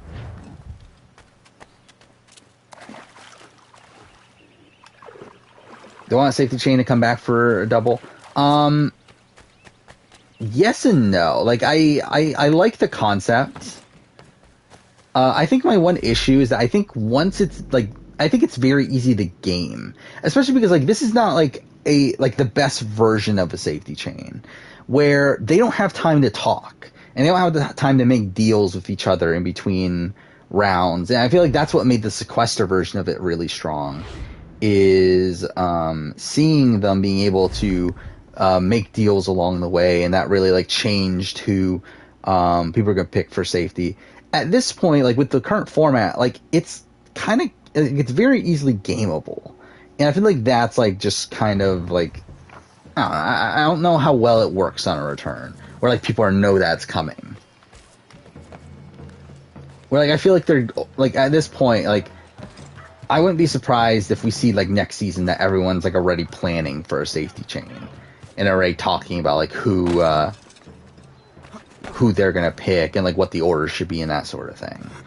So, like, in that sense, like, not really, but, like, again, I do like the concept.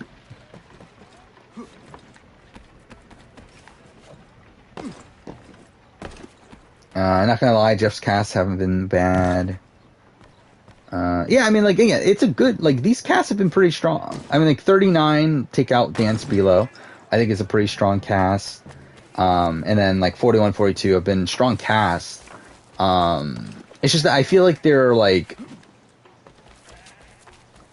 again, like, I feel like they're, like, obviously they're, I mean, just in general with the style of Survivor at this point, it heavily leans into like this like more personal journey element of Survivor, and this like more sob story sort of element of Survivor, and like that's something I'm not like really into.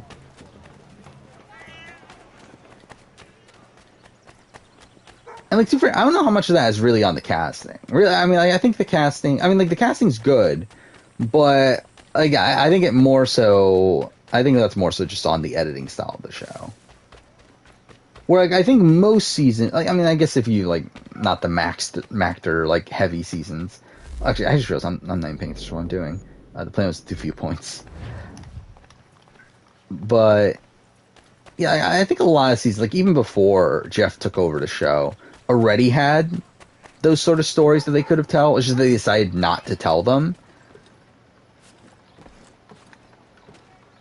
But like now they're actually telling them and really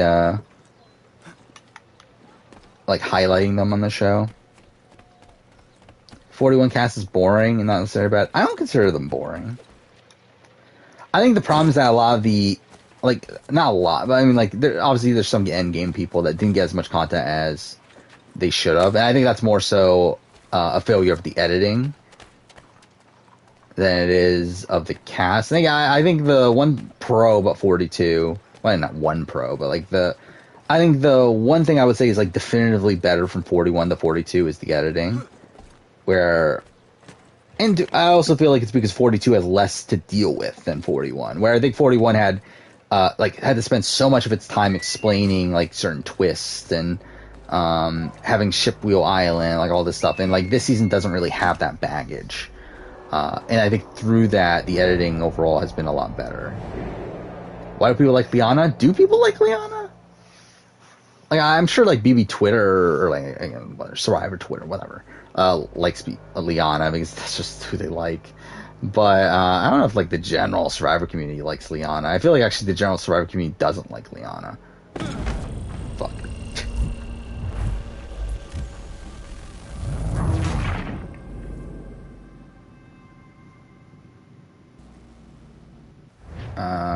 Xander's pretty normal, but he is one of Ivy League people. Yeah.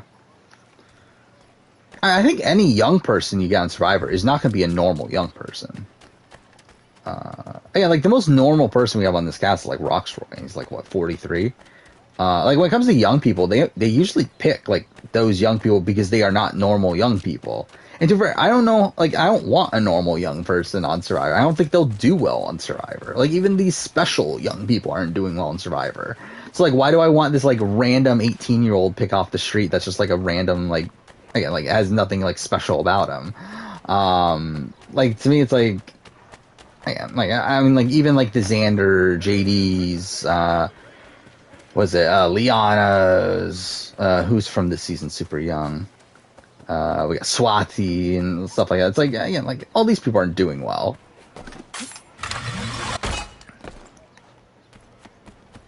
So, like, why would I want, like, someone that is, like, even, like, less notable to go on there to not even do well either? Is JD normal? Wasn't JD, like, I thought JD had, like, a following or something before the show, didn't he?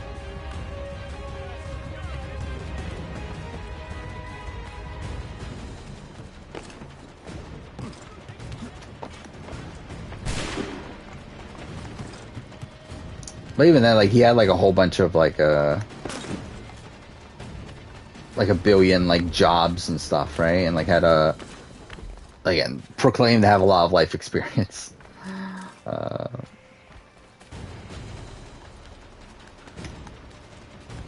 That is something I forgot about, too. I was looking at I was looking through, like, my archives of photos and stuff. And, like, I did see, like, the original photo that I used for the 41 cast in my 41 video, the first one, the one from Redmond. I completely forgot that it lists Shan as pastor/comedian. Like, I kind of just forgot about that. Yeah, I would say Lydia's, like, one of the more normal people on this season. I think you got Lydia, you got Roxroy, and even Roxroy's, like, come out as, like, kind of loony on the season, at least.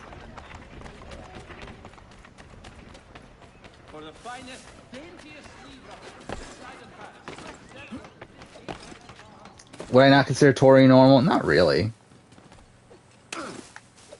Roxroy's Philip Shepard? I don't know if I would even go that far.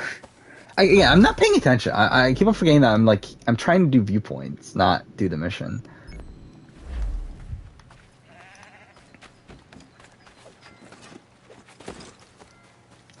Where, like, I'd be surprised if Rox gets to the end. Like, I don't think he's the type of person that you drag along as a goat. Like, I think he's too strong-willed to do that.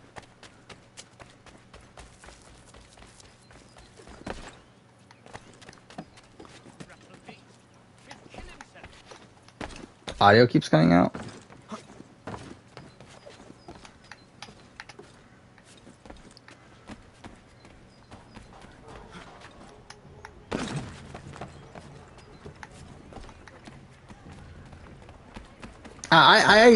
I'm assuming that Ika, like, is not going to do well at the merge, right? Again, we got this sneak peek from the next episode where, like, Tori is talking in it that she's going to flip at the merge. And it's like, considering how much of a train wreck Ika is to begin with, it's like, Ika is for sure not doing well at the merge, right? I would not be surprised if they're the ones that get picked off.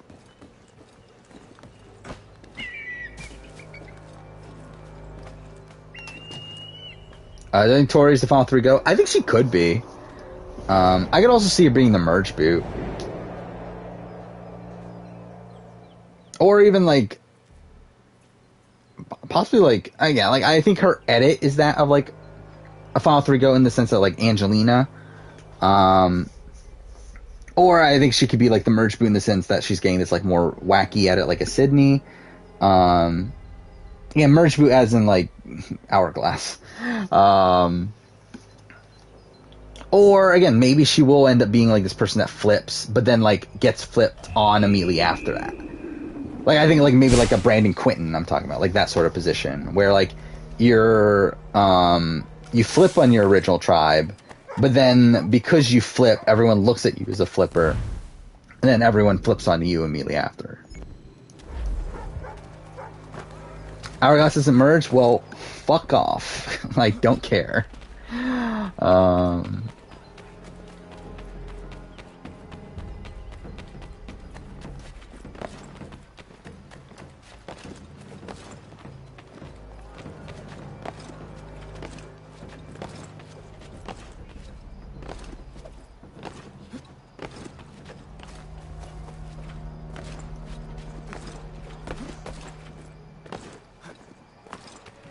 Usually tribal gets sneak peek is going tribal. I mean, well, 2 tribes got sneak peek. It was Ika and Vati both got sneak peeks. Because Vati had this scene with Daniel where it had him spearfishing. Okay, I think it's Daniel going home. Like, to me, like, again, this edit very much feels like this pre-merge flame out for Daniel. Where, like, I don't know where his story is going beyond this. Like, I just cannot imagine him actually getting to the merge, and considering this is the last episode before the merge, I feel like Daniel has to go here. Can I see Jacob Derwin returning? Probably not, because, like, I don't think he wants to return, and also I don't think he's someone that, like, production's gonna, like, die, they're not dying to see him back. So it's like, probably not.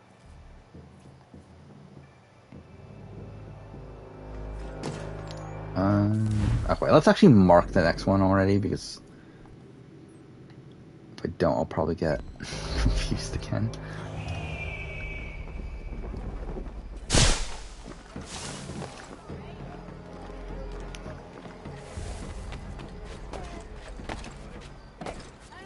Yeah, like, realistically, I don't know. Fuck off. Okay, almost did it again. Almost got the... my computer almost went to sleep mode again. Whatever. Yeah, I don't think Tori's, just in general, not that good of a player. Yeah, Rayon Sequester, I didn't look at her as that good of a player. Wait, do I not have a weapon equipped? Oh yeah, I'm an idiot. It's this. How do I not have a weapon equipped?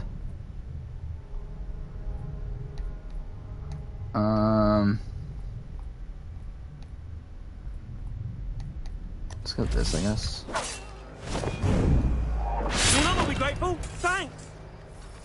White Angel accept the CBS challenge, decline the flagship? I don't know. Ask her.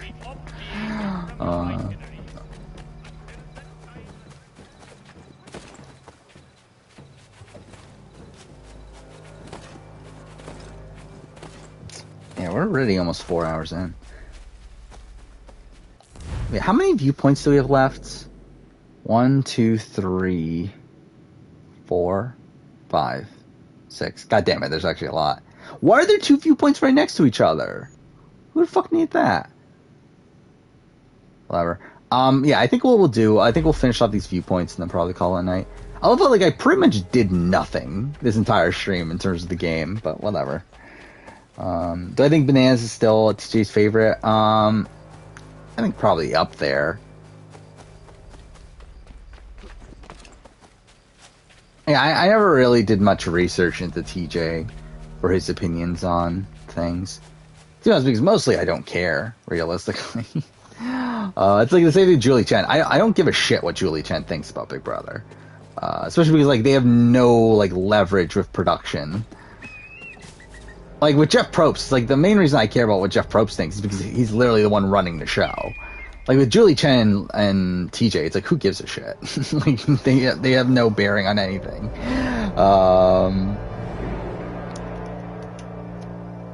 So yeah, I never bothered to really look into TJ that much. Okay, cool. Well, I'm about to die. What I think of Daniel as a player? I think he's pretty bad. I talked about that earlier, where, like, I feel like he's essentially Jacob Derwin if Jacob Derwin was given a better tribe to start off with. Where, like, this was, like, the perfect tribe for Jacob, for Daniel. But he still ends up blowing it up for himself. Where's him and Thurman's stream schedule?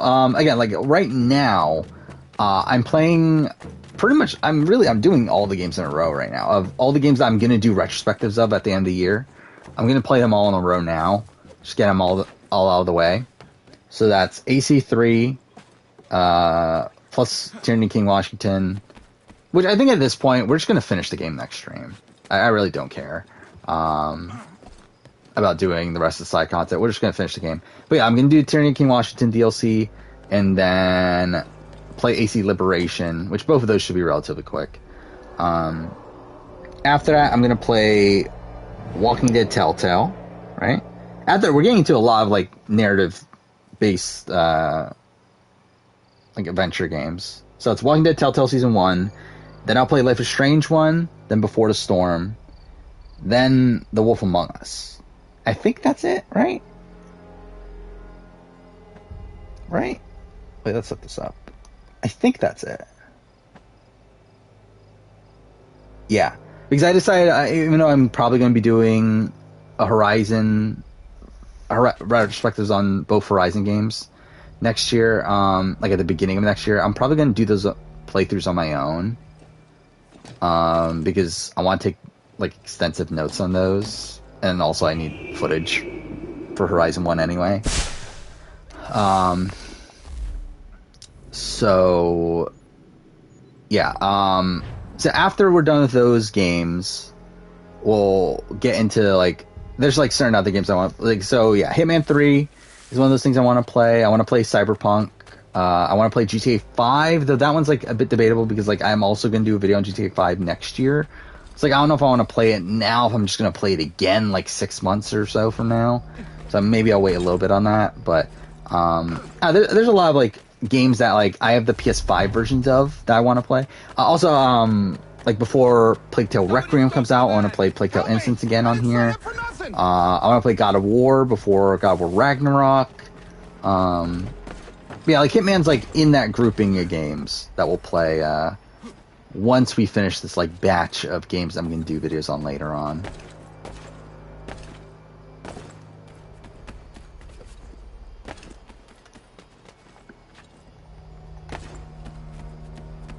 Yeah, I mean, like, Daniel was at least, like... Again, Daniel's not, like, a top 10 worst player of all time or anything like that. And, like, even if he were to make the merge, I don't think he's even in the top 10 players to make the merge. Because at least he was at the center of his tribe at one point. And, like, was this person that was, like kind of lying to Mike and trying to get him to, okay, fuck off, not what I meant to do, but trying to get him to go home with the Beware advantage and all that sort of stuff. Like, at least there's, like, pros there. Can I see Jacob Derwin aligning with Chanel? I couldn't have seen Daniel aligning with Chanel, so, I mean, I don't see why not with Jacob Derwin.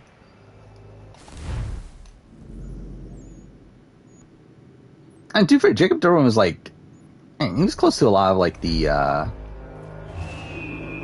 outsiders, right? Like he was close to like James Lim and to Laurel and to Donathan, but like not enough to where they would care enough to save him. But like he was close to those sort of people. The Stephanie Johnson also. Like I don't see why he wouldn't get along with Chanel. They see TikTok of Casey running into Jenna during her wedding. Why was Casey at her wedding? Oh, I guess Nani, right? Probably Nani, and then Casey's obviously tag along. Yeah,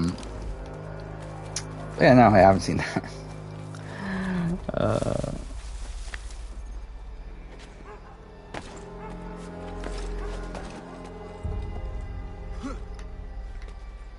What would Angela do if she makes the final has to eat meat?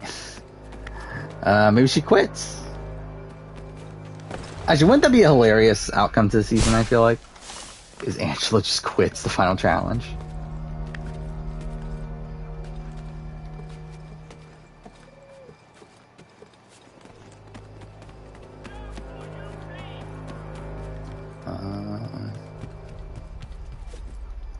Fuck, viewpoints in this game are so fucking boring. They're all like the same fucking tower. Which I guess, to be fair, Revelations is too, but like, fuck.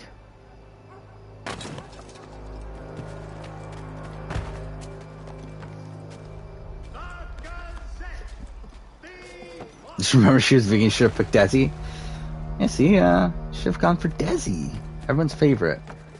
I do love how, like, Desi is, like, probably one of the lesser names on this cast, right? In terms of, like, her legacy on the show that she comes from. Yeah, like, I don't know anything about Love Island. But, again, Desi was, 11th place on HHH? Which was, like, 7 seasons ago? Like, the Desi pick does feel kind of random in that sense. But, I do feel like she is probably poised to be, one of the most likely winners.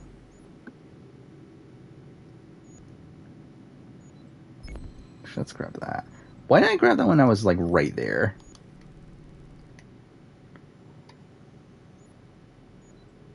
New item, don't care. Wait, what is the, what is this? Oh, Boston Brawlers. Okay.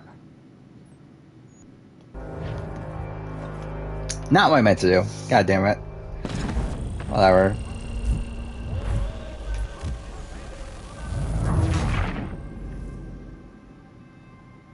From what we've heard, Chanel is a nobody.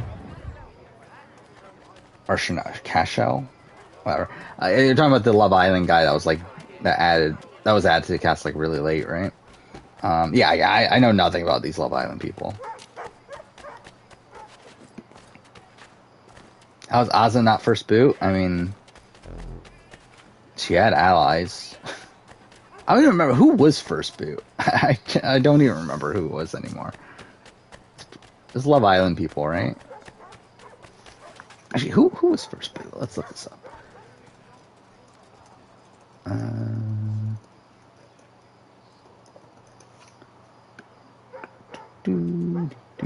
forgot Alyssa's still there.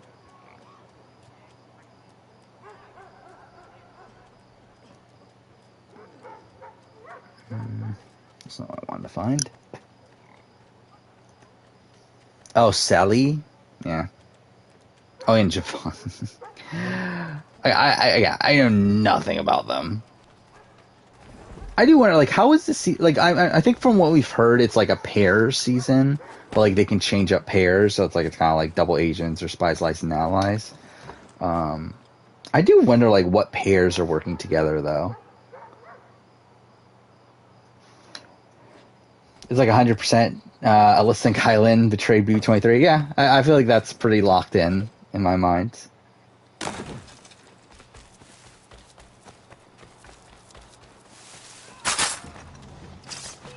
God, Alyssa's hot? Yeah, sure.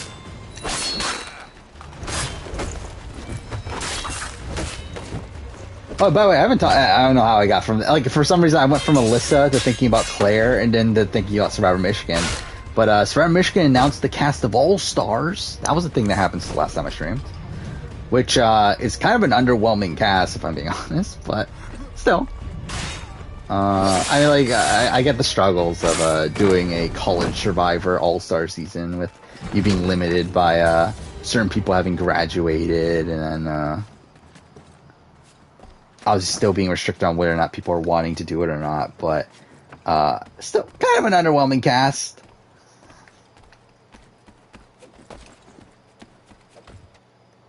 I think they kind of blew their load the previous season. Then again, from what I would guess that the people they brought back for the previous season were people that were going to graduate by the time of All Stars anyway, so that's why they brought them back. But yeah,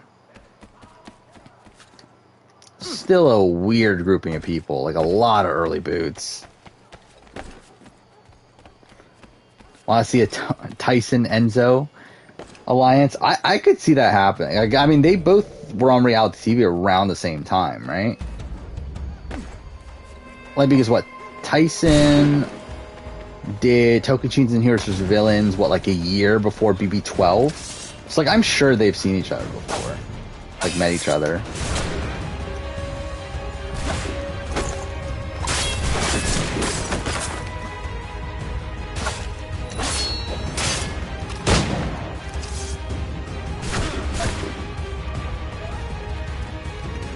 God damn it. Should I just kill myself? Like, I really don't care to do this fight, to be honest. Whatever. Is Danny gone? I don't believe so. Like, I haven't checked spoilers in the last few days. But it doesn't look like there's anything new. since the last time I checked. So is it like 3 days a cycle or so? Like, how long are these rounds on the challenge?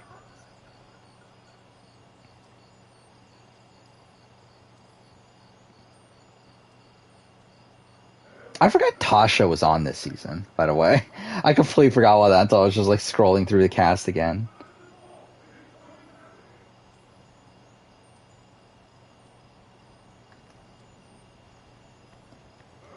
Yeah.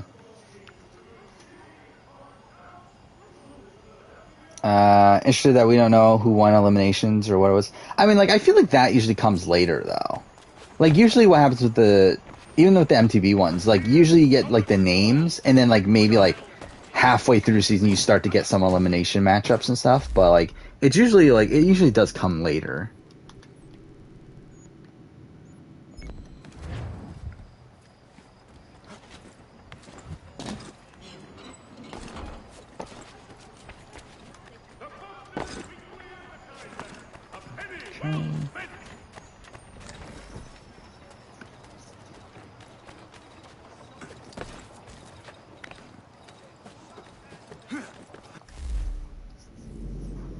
Okay, what do we got left?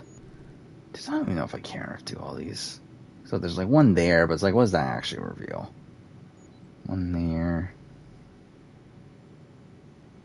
Let's just do this one.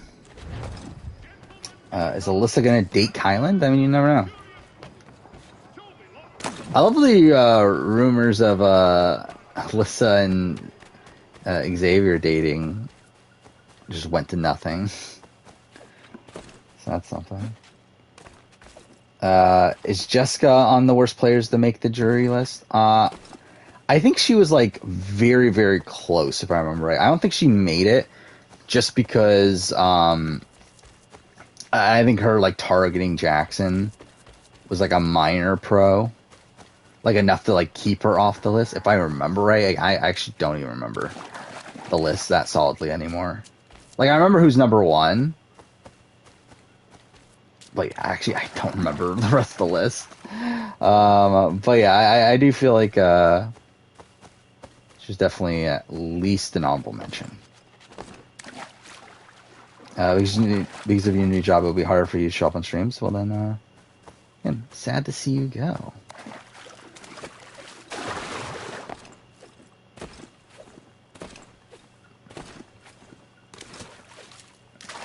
Actually, I want to look this video up because I genuinely have no memory of this video at this point.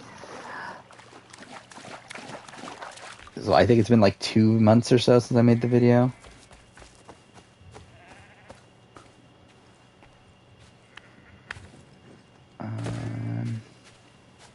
Where is it? Oh, there we go.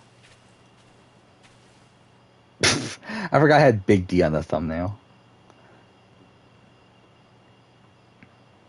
Oh, okay, yeah, actually now I remember the top few.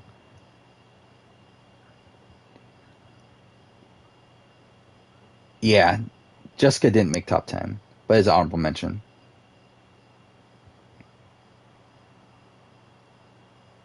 I love how like so many of the honorable mentions are from the last like 5 or 6 seasons. But whatever. What do I think of Spicy V as a player? I don't think she's a good player. I don't think she's like top 10 worst or anything. I think she'd be like debatably top 10 worst to make jury on BBCAN. But yeah, she does still at least have like comp ability. I mean, she does make a move that was optimal for her in getting rid of LaToya. So I mean, that was something. Yeah, I think she handles the invisible HOH like really, really terribly though. And like even with the LaToya thing, like the way she handles it is still pretty poorly. Where she pisses off Jed by like kind of trying to blackmail him into not using the veto.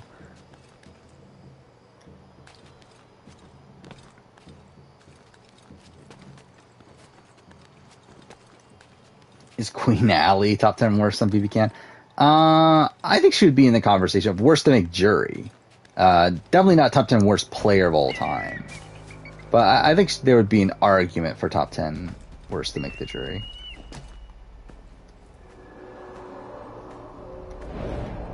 Well, I think of Victoria as a character. I think she's a great character. Again, she's fantastic TV, but a lot of that stems from her like ineptitude in the game. All right, you know what? I think what we'll do this homestead mission, and I think we're gonna call it a night at that point. So we're already almost at 4 hours.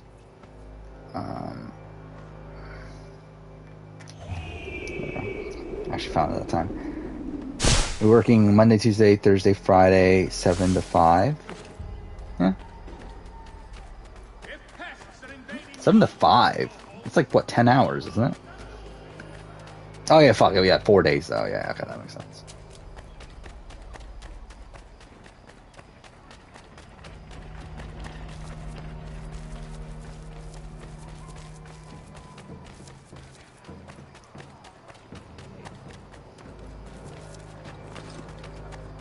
At least you got Wednesday off, so you can watch Survivor. That's a thing.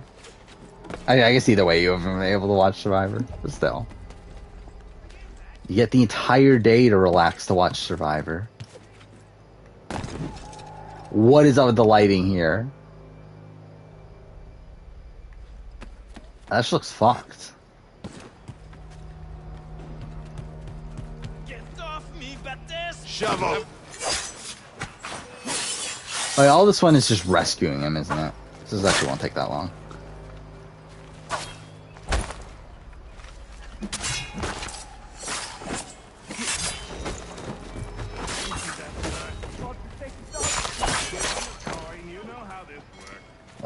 Who from BBCAN would be on the challenge? Realistically, nobody, because it seems like they're not casting anyone from BBCAN. Well, if anyone can be, then probably Gino. Gino, JC are first to come to mind. Probably Herman. Maybe Moose, considering Moose seems to be want to be on every reality TV show.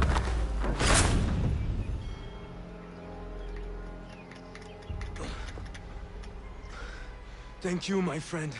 They had I think that's about it, though. And didn't like the sound of my voice. I mean, like, who's been booted? Or like Kyle Moore? Get Kyle Moore on the challenge. Why not? Where are you from? North of here, Province de Quebec. And what? Must have forgotten about Survivor the past 2 weeks, and I've missed Miner by trade. the first like 25 minutes of each video or each episode. Yeah, yeah, I can get it. Obviously, I'm like someone that's like still like invested in it because like I have a YouTube channel talking about it and everything.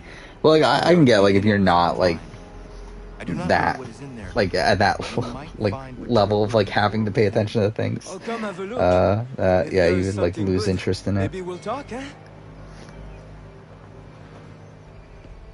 In Cage's final words, when she mentioned Sophie, I forgot who she was, so we thought she was one of her kids.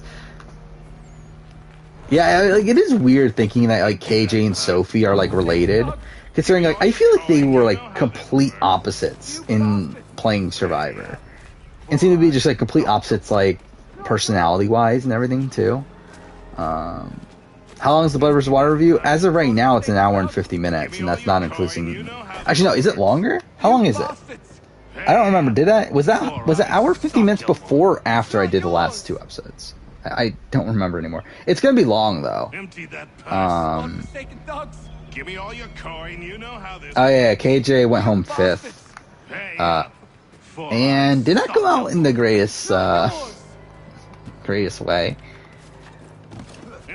Where essentially like her, Shay, and Chrissy had this plan to blindside Mark.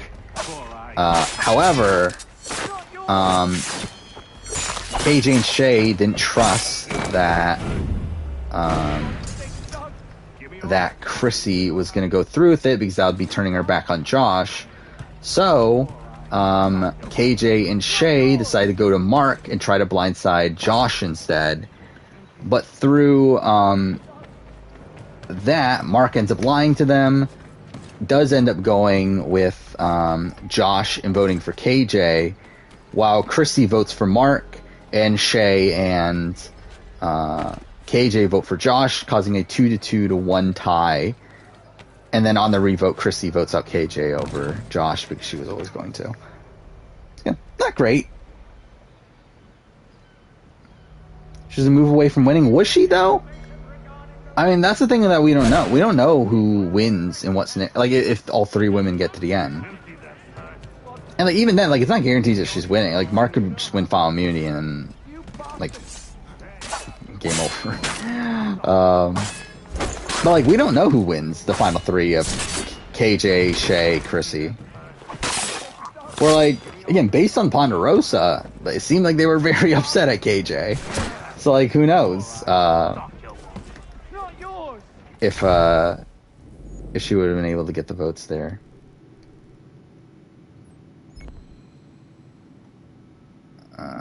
Again, like I think we're gonna end in a second. All right, let's do this viewpoint and then end. Piss off. You want to catch him? You won't catch him. Shay probably wins final immunity. Yeah, probably.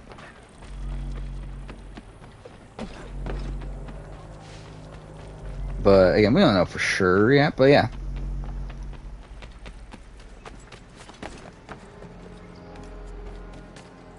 I think Shay's obviously the clear frontrunner to win final immunity, considering it's endurance comp, and that seems to be Shay's thing.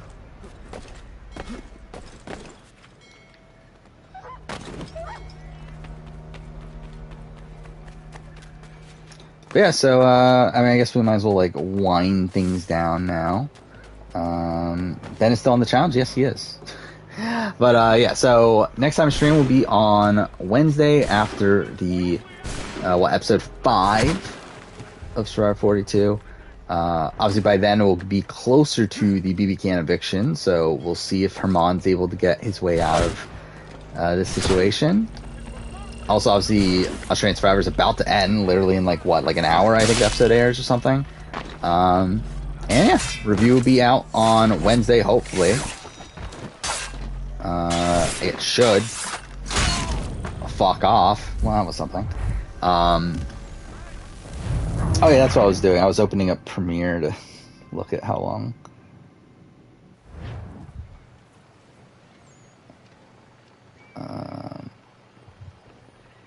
I need to know. How long is it so far? It is an hour and... Yeah, hour and 59 minutes, 23 seconds right now. And that's not including the final 2 episodes. And obviously, like, the outro and whatnot, so... Yeah. It's a lot. Does AU Survivor do live finales? No. They haven't in a while, at least. But I guess in a while, like, they did do it for All Stars, and they did do one for seasons 2 and 3, right? But I think it's pretty much confirmed that this season was not they're not doing a live finale.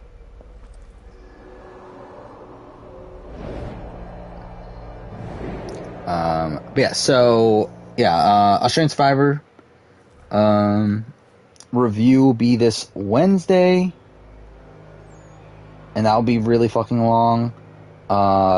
This Saturday will probably be the mid-season power ranking for Survivor. Again, like, I'm obviously pretty confident that this is the last pre-merge episode. The episode after that should be the merge, especially because we're getting a 2-hour episode on next Wednesday.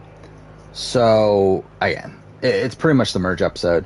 So yeah, mid-season power ranking is probably this Saturday, and then next Wednesday will be the player ranking for Australian Survivor. And after that, we got a bit of time. We got like 3 weeks of peace, I guess, until the end of BBCAN. And then got the review and player ranking of that. And then obviously after that is Survivor 42. But yeah, I mean, like, I guess I haven't run through April. But yeah, I mean, that's, again, like, we obviously had the mid-season power ranking for BBCAN already. Again, season review for AU. 42 mid-season power ranking, AU player ranking, and then The 16th, as of right now, is going to be the final juror ranking for BBUS. That's finally coming out. Then we got the Mass Effect Trilogy Squad Mate ranking. That'll be the only video game video for the month. Then we got Survivor Top 10 Worst Player of All Time. We got Survivor South Africa Final Juror ranking. And then we have Big Brother Top 10 Worst Player of All Time. So that is pretty much the month. And again, next month is still, like, I mean, too fair. It's a bit, like, more solidified now, I guess. Considering we now know the finales of BBCAN and Survivor 42. So, like, the schedule's, like, mostly solid there.